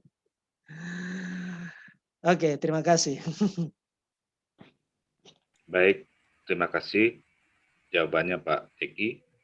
Satu lagi kami akan berikan kesempatan kepada Bang Eli untuk memberikan tanggapannya. Silakan Bang. Horas. Woi, mantap topinya. Ini dingin sekali di bambu. Oke. Teman-teman harus bersyukur. Saya tadi baru bilang ke ACI, kalau Indonesia kan sekarang punya nabi zaman Android ya, ada device ya. Bisa dengar suara? Bisa Pak. Oke, jadi kita harus bersyukurlah kepada Tuhan, kepada Roh Kudus yang mengirimkan hambanya di zaman Android begini, dan nabi di zaman Android, The King Adas namanya ya. Jadi orang yang paling kekeh untuk menghajar McAllister dan yang lain-lain ya. Nah, yang justru perlu ditindaklanjuti ada beberapa hal menurut saya. Yang pertama, kalau tadi disebut kalau ada betulnya kalau gereja sebetulnya bukan gereja Protestan, bukan gereja mainstream yang tidak lagi masuk dalam pengajaran. Jadi kalimat itu kan kalimat ditujukan kepada denominasi gereja di luar arus mainstream itu harus jelas dulu batas-batasnya, dan memang itu betul. Jadi yang kedua, bahwa menurut saya perlu ditelusuri lebih jauh apakah memang kelompok-kelompok oneness itu kan yang terbaru sekarang munculnya Joshua Teu, kita juga sebetulnya kan, karena istrinya kan buru tape ya kan istrinya itu. Apakah betul kelompok ini membesar gara-gara memang persoalan pengajaran? Saya pikir itu perlu ditindaklanjuti. Jadi saya tidak menerima itu 100% karena persoalannya sebetulnya bukan di soal pengajaran. Jadi lebih pada kemampuan mereka untuk memodernisasi ministry menurut saya. Itu apalagi segmennya kan selalu orang-orang urban ya. Dulu kita dikejutkan dengan munculnya GBI, Baitani dan segala macam. Mereka pun sudah tidak sehebat ketika mereka muncul kan begitu. Nah, menurut saya itu perlu ditelusuri karena menurut saya bukan melulu soal ajaran. No, jangan keliru. Itu kan karena Nabi Android tadi mengatakan dari sisi pengajaran, beliau ahli biblikasi ya. Itu make sense itu. Nah, ada yang mungkin teman-teman tidak tahu kalau istrinya Joshua Teu sampai sekarang masih gembala di gereja Bethel. Tuh. Oh. Ya, saya jadi tidak tahu itu. Bahaya. Serius, istrinya itu kan berutang ya. Dan sampai hari ini masih gembala sidang di gereja Bethel yang ditinggalkan oleh Joshua Teu. Nah, ini data menarik bagi saya, bagaimana seorang istri tidak mau ikut suami kan. Nah itu dia. Ada apa itu? Maka Iya, saya baru tahu itu. itu bukan persoalan pengadilan. Saya sudah tanya langsung ke Unifrius Gultom, kan satu grup dengan kita, dia Spenkris dan teman-teman yang lain yang menghakimi Joshua Teu di hari terakhir. Jadi teman-teman harus menelusuri lebih jauh. Yang pertama adalah terbelakang pendidikan dari Joshua Teu yang kita plot sekarang menjadi tokoh oneness di Indonesia. Sebetulnya tidak juga ya, tidak juga, karena tahun 60 sudah ada UPC di Semarang. Lalu dia mendirikan gereja baru. Terus nanti bergulir dan yang lain. Yang terbaru yang 2000 ada Joshua Teu. Tapi sebetulnya bukan, karena UPC itu pernah bekerja sama dengan kelompok kami di gereja kami Pantekosta. Lalu nanti bubar karena pembagian harta gonogini tidak jelas, maka mereka mendirikan gereja sendiri. Nah, jadi please hati-hati, ini murni persoalan pembagian jabatan. Saya bisa dikasih tambah waktu, saya agak panjang karena teman-teman bisa membongkar nanti di mana sih sebetulnya akar persoalannya. Ya. Kita harus singgung, sorry to say teman-teman, kepada teman-teman GBI Gereja Bethel Indonesia yang gereja besar itu. Lihat polanya mudah sekali. Itu akan dimulai dari almarhum siapa yang baru meninggal itu, orang Ambon. Nahuai. Yakob Nahuai. Yakob Nahuai itu kan masih satu lingkaran dengan Hail Senduk. Ya, ada Pariaji, ada Erastus Sabdono. Yang terakhir adalah Joshua Teu. Nah, kelompok-kelompok ini tahu sumber-sumber pendanaan di GBI itu di mana saja. Jadi kelompok ini tidak mau untuk penguasaan sumber-sumber dana itu dikuasai oleh elit-elit tertentu. Lihat polanya itu. Jadi kalkulasinya jelas. Sabdono berani keluar, Pariaji berani keluar, Yakob Nahuai berani keluar dan segala macamnya, karena memang mereka sama-sama satu letting itu di bawah didikannya Hail Senduk. Hail Senduk kan bawah didikannya gereja kami kan itu. Saya berani bilang karena merasa senior lah secara organisasi kan. Nah, jadi ini sebetulnya persoalan ekonomi politik di dalam gereja. Penguasaan sumber dana yang tidak. Menurut saya Joshua Teu adalah orang yang salah kalkulasi itu. Polanya kan jelas. Ada Yakob Nahuai, ada Pariaji, ada Erastus Sabdono, terus hitung-hitungannya kan bagus kan. Mereka keluar bergerak bagus, berhasil semuanya, bahkan mendirikan STT sendiri kan, yang terbaru di STT Kumene. Nah, Joshua Teu, lihat, saya dengar langsung dari teman kita Pak Unifrius Gultom, jadi beliau ingin masuk di gereja di STT Bethel di Petamburan, ditolak. Jadi Pak Jufrinus ditolak. Bukan Pak JT. Oh. Jadi ingin mengajar di Bethel Petamburan, tapi ditolak. Kenapa? Karena setelah dirunut dia S1 di mana, S2 di mana, S3 di mana, kayak gitu. Yang nggak enak sih bilang, karena kan S1 2-nya kan di Jawa Tengah, dekat kampung-kampung kami sini juga ya. Jadi ya oke lah. Jadi itu. Jadi karena tidak dapat slot, maka dia mendirikan kelompok apologetik itu bersama dengan Gilbert, ya. Itu. Jadi ini murni persoalan ketika ini YouTube-nya Joshua Teu yang mengatakan bahwa istrinya masih di GBI, gitu ya. Dia sendiri yang ngomong itu. Oh, itu saya belum tahu. Dan saya enggak tahu lah, saya kacau-kacau begini, rajin mengikuti orang di YouTube-nya masing-masing, termasuk Deki. Kan saya ikuti saja diam-diam kayak gitu, belajar sih ya. Jadi, nah itu, jadi ketika istrinya masih tetap di gereja Bethel, berarti menurut saya ini bukan masalah persoalan pengajaran. Ya, yang dibongkar naikkan ke atas itu kan untuk menutupi kalah tarungnya soal ekonomi, kalah tarungnya ingin menjadi dosen di Petamburan, lalu mendirikan Gilbert kan juga nggak pernah masuk di STT Petamburan kan? Ya, nggak pernah. Nah, makanya mereka dua bikin kan? Nah, itu dia.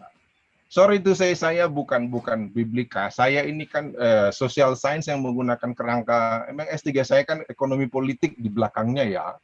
Ya. Selalu masuk ke situ karena Hepeng udah mengatur Portibion, selalu begitu narasinya. Money goes money flows where gitu loh. Jadi selalu seperti itu. Baik, Nah, Pak itu Dokter, penting. Pak Itu Dokter penting. Eli, terima kasih informasinya. Kita juga masih bergiliran kan, Pak.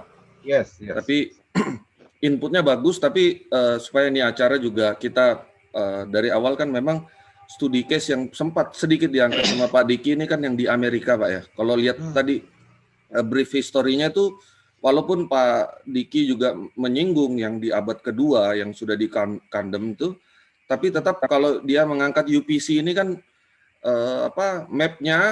mapping yang dia maksud itu yang terjadi di Amerika sana, Pak. Bagaimana Oneness, Pentekostal dan Unitarian Universalis muncul bersama, Pak, di era kebebasan bergereja di sana. Mungkin kalau mapping yang Bapak Dokter maksudkan ini sekedar informasi mungkin ya, Pak, supaya kita ada disclaimer-nya juga di acara ini gitu, Pak Dokter Eli. Nah. But you don't know, ada UPC Indonesia loh yang ada betul. UPC dari Amerika yang dibikin oleh McAllister dan lain-lain. Itu maksud saya. Ya, ada karena saya potong. Ada karena sejak saya mulai bahas tentang Oneness, saya baru tahu ada satu channel YouTube yang menamakan diri UPCI Indonesia. Dan dia sering datang berkomentar di video-video saya. Nah, ada memang. Maksud saya jaringan itu yang justru harus dibongkar karena kita kan bertarung di wacana Indonesia sekarang. Itu maksud saya.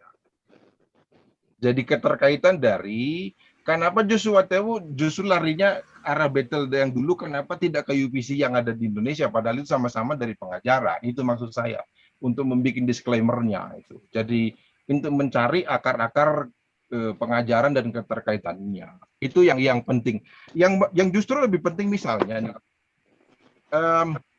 teman-teman mungkin yang belum komplit sejarah roots teologinya Oneness itu ditulis oleh Bernard itu orang Oneness sendiri itu ya.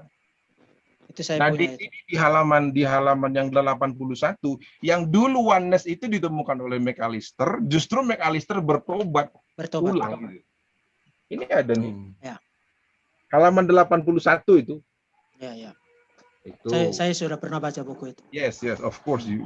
Jadi maka itu kan bukan soal pengajar karena McAllister itu adalah, jadi lagi-lagi jangan sampai kita hanya terpaku ini persoalan teaching atau doktrinal, tidak. Walaupun itu memang yes, tapi tidak melulu terkuat di bagian situ.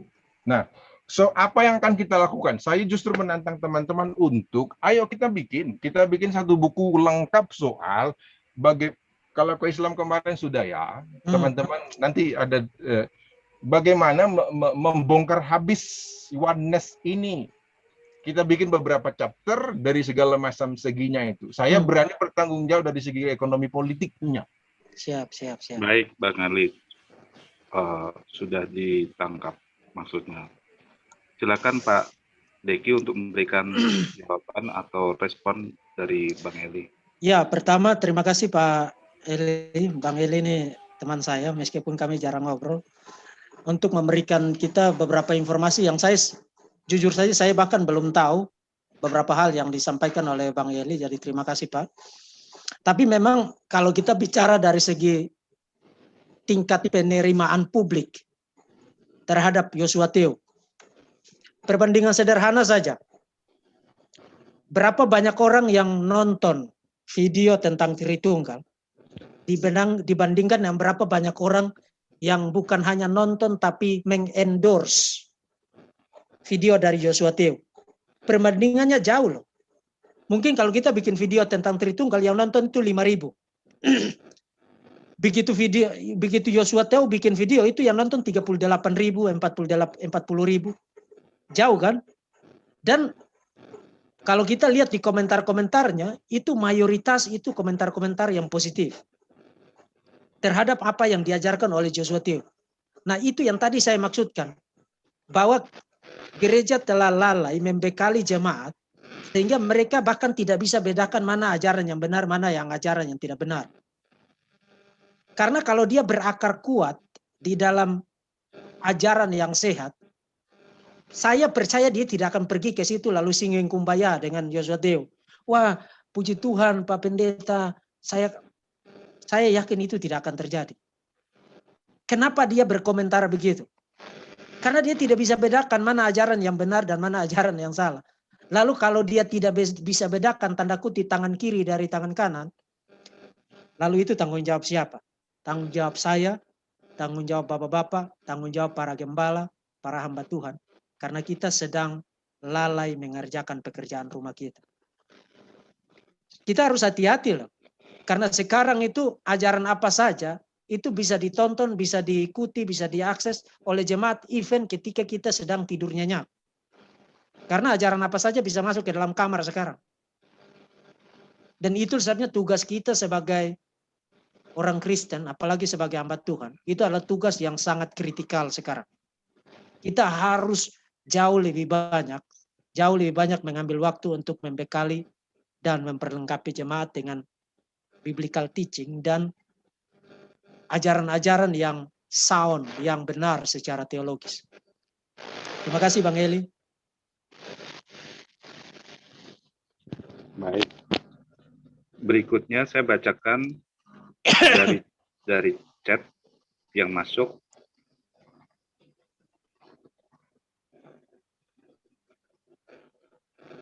Salam Pak, saya mau dari Badai Topan. Salam Pak, saya mau ajukan pertanyaan secara tertulis. Beberapa hari ini saya merasa diracuni dengan pernyataan-pernyataan bahwa ajaran dasar atau doktrin itu tidak penting. Orang tersebut mengacu pada Ibrani 6 ayat 1. Bagaimana menanggapi ayat tersebut secara bahwa seolah-olah doktrin tidak penting? Ini yang pertama, kemudian nanti sekalian Pak Deki menjawab. Satu lagi, apakah ketika suatu aliran menganut dari berisik berteologi, apakah ketika suatu aliran menganut beberapa ajaran saja yang sama persis dengan Ones, bisa langsung dikatakan itu penganut Ones? Contoh, formula baptisan saja yang Ones. Bagaimana menurut Bapak? Silakan Pak Diki. Oke, saya mulai dari yang pertama dulu ya. Sebenarnya beberapa hari lalu ada orang yang juga mengirimkan kepada saya pesan di Telegram persis dengan pertanyaan yang sama. Nah, saya tidak tahu apakah itu orang yang sama sekarang yang bertanya atau orang yang berbeda. Tapi kalau itu orang yang berbeda, kelihatannya Ibrani pasal 6 ayat 1 sekarang menjadi tameng bagi para hamba Tuhan yang tidak mau mengajar ajaran doktrin dan hanya mau mengajar hal-hal yang tidak ada kaitan dengan Allah Tritunggal. Karena dalam pesan yang saya terima itu orang yang bersangkutan kasih tahu bahwa ketika dia kasih tahu pendetanya, Pak tolong bahas ajaran Tritunggal. Kemudian pendetanya bilang begini, ajaran Tritunggal itu tidak penting. Lalu dia quote dari Ibrani pasal 6 ayat 1. Ayat yang persis sama tadi di quote oleh penanya tadi. Nah, yang pasti kita tidak ada waktu untuk saya kasih eksegesis untuk ayat itu sekarang. Tapi kalau kita tempatkan ayat itu di dalam konteks surat Ibrani secara keseluruhan saja. Surat Ibrani itu bahkan sejak pasal 1 itu membombardir orang dengan doktrin loh. Yesus lebih tinggi dari para nabi, lebih tinggi dari para malaikat, lebih tinggi dari segala sesuatu. Itu doktrin loh. Jadi pasti penulis Ibrani tidak bertentangan dengan dirinya sendiri dengan menulis di pasal 6 ayat 1 bahwa pengajaran itu tidak penting. Pasti. Karena kita percaya bahwa Alkitab itu tidak bertentangan dengan dirinya sendiri. Bahkan kalau kita mau tahu tentang doktrin mengenai keimamatan Kristus, kita pergi ke mana? Pergi ke surat Ibrani. Kita mau tahu tentang doktrin mengenai Yesus lebih tinggi dari segala sesuatu yang diciptakan. Kita pergi ke mana? Salah satunya yang terutama adalah surat Ibrani. Jadi pasti tidak benar bahwa Ibrani pasal 6 ayat 1 ingin kasih tahu kita bahwa doktrin itu tidak penting. Tidak benar. Dan lagi pula secara logis sebenarnya seluruh kegiatan gereja itu untuk apa? Untuk mengenal dan menyembah Tuhan dan menyenangkan hati Tuhan. Dan untuk tahu Tuhan yang benar, yang mana yang harus kita kenal, dan yang harus kita layani, dan yang harus kita senangkan, itu kita harus tahu itu dari kitab suci. Nah, kalau mengatakan bahwa doktrin Tritunggal tidak penting diajarkan, maka kita baru saja mencabut akar fondasi dari gereja itu sendiri. Karena tujuan dari gereja itu didirikan untuk apa? Untuk membawa orang kepada Tuhan yang benar. Ngajarin orang tentang Tuhan yang benar itu siapa. Apa yang dia kehendaki dan hal-hal apa yang membuat dia senang dan dimuliakan. Jadi saya berharap kita tidak terkecoh. Itu sebabnya tadi saya katakan. Tolong berhenti untuk comot-comot ayat Alkitab. Untuk mendukung sesuatu yang sudah jelas-jelas salah. Tolong berhenti. Jangan lagi lakukan itu. Karena teks tanpa konteks itu hanya preteks. Teks itu harus dimengerti di dalam konteksnya. Kalau tidak kita bisa gunakan untuk membuktikan apa saja. Itu harus hati-hati. Lalu pertanyaan yang kedua tadi saya lupa, Pak. Apa pertanyaan yang kedua? Bisa diulangi, Pak? Minta tolong. Pertanyaan yang kedua, apakah formulasi honest itu berdasarkan ajaran termasuk dalam baptisan itu? Ya. Oke. Betul. Jadi bukan bahwa ajarannya betul ya. Jadi Oneness Pentakostals itu tidak membaptis dalam nama Bapa dan Anak dan Roh Kudus. Tapi mereka hanya membaptis dalam nama Yesus. Karena mereka percaya bahwa formula baptisan itu bukan yang ada di Matius pasal 28 ayat 19, tapi di dalam Kisah Rasul. Ada 4 kali kemunculan dibaptis dalam nama Yesus di dalam Kisah Rasul pasal 2 ayat 38, kemudian pasal 10 ayat 48, kemudian pasal 19. Saya sudah bikin satu sesi full selama hampir 1 jam. Jadi Bapak tolong tonton video sesi live saya tentang baptisan dalam nama Yesus baru kemarin atau 2 hari lalu, masih baru di channel saya. Silakan tonton itu supaya dapat penjelasan yang jauh lebih detail. Tapi yang jelas, yang saya mau kasih tahu begini.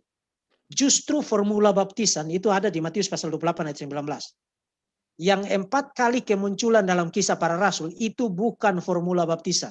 Bukan. Itu orang bicara tentang peristiwa baptisan. Tapi tidak bicara tentang orang itu waktu jalankan baptisan, dia jalankan pakai formula apa. Tidak. Tidak satu pun dari 4 kemunculan dibaptis dalam nama Yesus di dalam Kisah Para Rasul itu adalah formula baptisan. Oke, Pak. Baik, Pak. Selanjutnya saya mau bacakan dari Pak Rudi Yohanes, Pak Rudi Desfortin. Bentar saya bacakan tadi ya.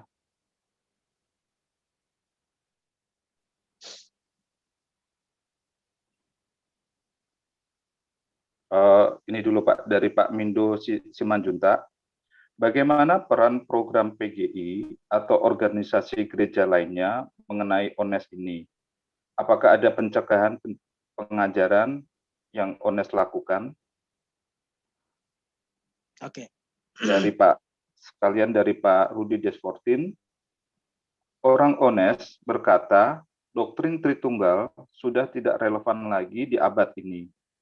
Kenapa mereka bisa berkata seperti itu? Bukankah doktrin ONES justru penuh kontradiksi yang mestinya bukan bikin orang tidak waras? Bagaimana kita menjelaskan signifikansi doktrin Tritunggal ini sehingga orang-orang bisa lebih paham, khususnya para awam? Demikian tanggapannya, Pak. Ya, tentang peran PGI. Memang PGI bukan tugasnya ngurusin itu memang. PGI bukan tugasnya ngurusin itu dan dia tidak punya hak untuk mengintervensi itu. Jadi kita akan salah berharap kalau kita berharap PGI ngurusin yang begituan. PGI itu punya tugas yang lain. Lalu tentang, betul, salah satu mosi yang sering kali mereka lemparkan ke publik adalah soal relevansi ya. Bahwa doktrin Tritunggal itu tidak relevan. Nah, saudara perlu berhenti sejenak. Apanya yang tidak relevan? Karena mengatakan doktrin Tritunggal itu tidak relevan, saudara harus kasih tahu tidak relevannya di mana. Mereka tidak mengatakan apa-apa, itu orang-orang itu hanya sekadar melemparkan klaim dan bertujuan untuk melakukan propaganda, menanamkan gagasan di kepala orang tanpa memberikan alasan kenapa itu tidak relevan. Nah, singkat saja begini. Kalau benar bahwa keselamatan itu karya dari Allah Tritunggal, direncanakan oleh Allah Tritunggal, dikerjakan dan direalisasikan oleh Allah Tritunggal, dan digenapi oleh Allah Tritunggal, maka pertanyaan saya, di mananya yang tidak relevan? Mempertanyakan relevansi doktrin Tritunggal itu sama dengan mempertanyakan relevansi dari keselamatan. Dan kalau saya gunakan satu istilah metaforik dari Herman Bavinck, teolog reform Belanda yang terkenal itu, dia menyebut doktrin Tritunggal sebagai the heartbeat of Christian religion, denyut jantung dari agama Kristen atau iman Kristen. Pertanyaan saya, dengan menggunakan metafora itu, denyut jantungmu relevan tidak? Kalau saudara mengatakan denyut jantungmu tidak relevan, itu berarti saudara harus siap untuk besok jadi mayat, bukan jadi makhluk hidup. Jadi saudara perlu, kalau saudara dengar mereka katakan itu, tanya mereka, apa yang kamu maksud dengan doktrin Tritunggal tidak relevan? Tidak relevannya di mana? Apa yang kamu ngerti tentang doktrin Tritunggal? Jadi burden of proof-nya itu ada di mereka. Bukan sekarang mereka lontarkan klaim, lalu kita yang sibuk menjelaskan. Mereka yang harus diminta bertanggung jawab atas klaim-klaim mereka. Sebab itulah tipikal orang melakukan propaganda. Orang melakukan propaganda kan dia tidak perlu kasih alasan. Dia cukup lontarkan klaim, berulang kali dia katakan, berulang kali, nanam di kepala orang, kemudian dia tidak perlu bertanggung jawab. Dia sudah berhasil mempengaruhi orang. Nah, ini yang harus kita waspadai. Oke. Silakan, Pak. Baik, Pak. Sambil menunggu pertanyaan lebih lanjut karena saking banyaknya, saya akan acak dulu ke penanggap yang raise hand. Saya akan berikan kesempatan kepada Pak Samuel. Silakan Pak Samuel memberikan tanggapannya. Oke, shalom Pak Deki. Shalom, Pak. Ya, langsung ke pertanyaan Pak mengenai perihal fenomena dan dampak daripada perdebatan Kristen yang percaya Tritunggal dengan Oneness, Pak. Saya tetap percaya bahwa Oneness itu bukan Kristen, ya. Nah, sepertinya oknum debater Islam yang sebelah itu mengambil keuntungan dari kita semua, ya. Jadi ibarat mereka itu seperti monyet ketemu pisang, dan kalau boleh pinjam bahasanya Pak Deki itu berbunga kangkung gitu. Bahkan mereka membuka channel mereka untuk debat Kristen lawan Oneness gitu, untuk diadu jangkrik, bukan diadu domba lagi, adu jangkrik gitu. Nah, pertanyaan saya Pak, bagaimana saran Bapak agar kita itu terhindar dari perangkap mereka, ya, dari adu jangkrik mereka, tanpa kita perlu duduk bersama dengan Oneness gitu, Pak. Ya. Pertama, jangan pergi ke sana dan berdebat di sana. Kedua, meskipun ada peluang untuk mereka memanfaatkan itu untuk tujuan yang jahat, tapi kita tidak boleh gara-gara karena itu lalu lebih baik kita tidak usah ngomong deh, nanti mereka gunakan itu. Itu juga salah. Itu juga salah. Karena kita ngomong dan ngomong, kadrunus itu selalu akan dapat alasan untuk menyerang kekristenan. Itulah sebabnya kalau ikuti sesi-sesi live saya selalu kasih tahu begini. Kamu yang kadrun-kadrun duduk mingkem. Karena kalau saya lagi sibuk dengan yang Oneness ini, kemudian kamu congormu membuka melawan kekristenan, nanti saya balik menghajar kamu yang kelonjotan. Jadi mereka harus dikasih tahu. Supaya jangan menggunakan kesempatan itu bahwa ini mumpung lagi ada tanda kutip pertarungan antara yang Trinitarian dan Oneness, jadi mari kita manfaatkan ini untuk kepentingan kita. Tidak. Bahwa ada peluang mereka bisa manfaatkan itu pasti. Kita tidak ada perdebatan internal aja, mereka selalu dapat alasan untuk melecehkan dan memfitnah iman Kristen kok. Apalagi kalau yang begini. Tapi apakah karena begini lalu kita diam? Tidak.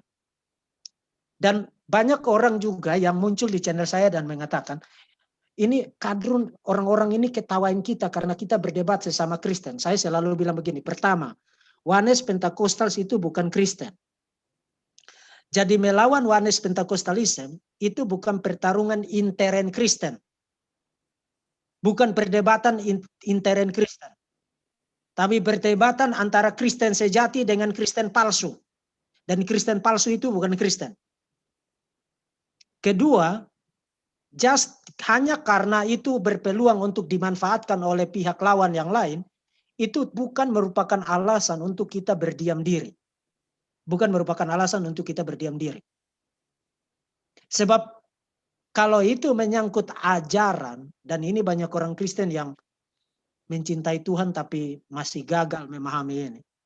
Kalau itu menyangkut ajaran, itu tidak pernah ada satupun teks di dalam kitab suci yang bisa kita pakai sebagai justifikasi untuk kita bersikap ramah.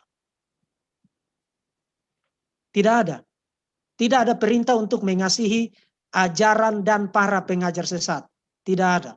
Yang kita dapati adalah jauhi mereka karena mereka menimbulkan perpecahan dan godaan. Misalnya Roma pasal 16 ayat 17. Paulus mengatakan, mereka yang mengajarkan ajaran yang berbeda dari yang kami ajarkan, jauhilah mereka karena mereka menimbulkan perpecahan dan godaan.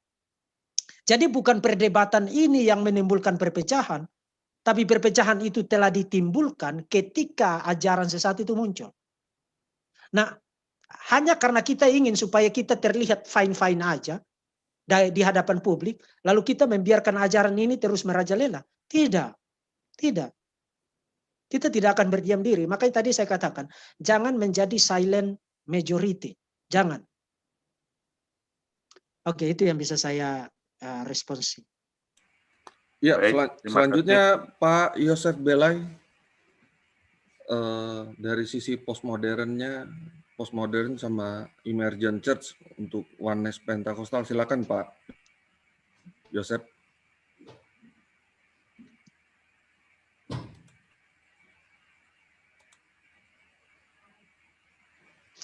Pak moderator, apakah ini bisa pertanyaan terakhir karena ini sudah hampir jam 10? Ya. Saya masih ada urusan lagi. Oke. Siap Pak. Iya, saking serunya sama Pak Deki sampai lupa. Iya. Ini kita nggak enak nih sama Oke, Pak silakan, Yosef, memang dia sudah pesan mau tanya. Silakan Pak Yosef. Belum kedengaran Pak suaranya Pak. Pasti di unmute dulu.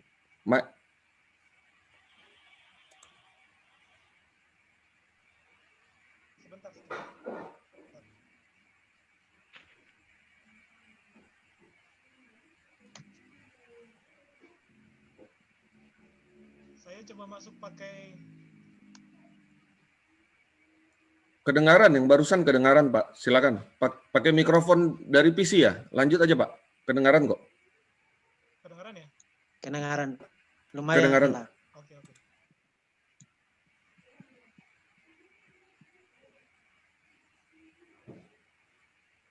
Pak, terputus lagi Pak. Pak Yosef terputus Pak. Yang tadi aja setnya Pak.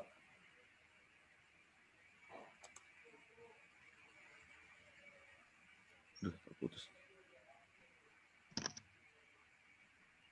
Nah, ini kedengaran nih. Iya Pak, silakan Pak.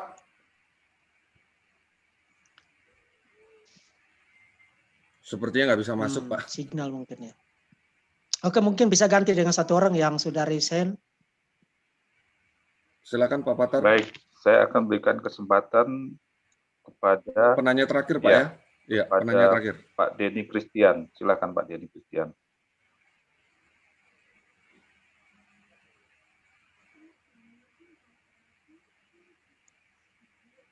Ya, selamat malam Pak Deki, selamat malam semuanya. Selamat malam Pak. Ya, ini terima kasih untuk penjelasannya mengenai keselamatan itu. Saya kedengaran nggak Pak ya? Kedengaran. Oke, mengenai keselamatan itu tadi tidak terlepas dari Trinitarian. Ya, kita lihat di Roma 10 ayat 9-10, Yohanes 3 ayat 16, Bapa telah mengirimkan anaknya yang tunggal.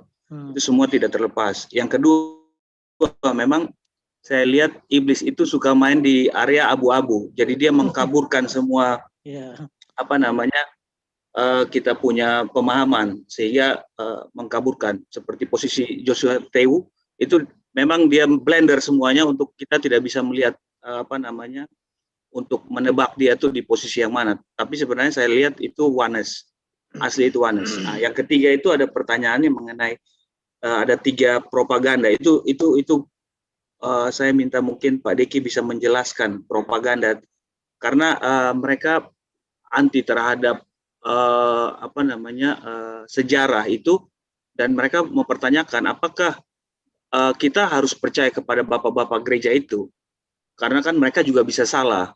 Propaganda ini terus ditanamkan sehingga kita perlu mungkin memperjelas sehingga orang umum itu orang awam itu bisa mengetahui propaganda mereka ini, Pak. Mungkin itu, Pak. Terima kasih. Ya, jadi ke yang terakhir saja yang saya kira lebih signifikan. Oke. Sejarah itu kenapa sangat penting? Bukan karena kita percaya bahwa bapak-bapak gereja tidak bisa salah. Tidak, bukan itu argumennya. Tapi argumennya adalah membaca kitab suci. Itu adalah kegiatan orang-orang kudus.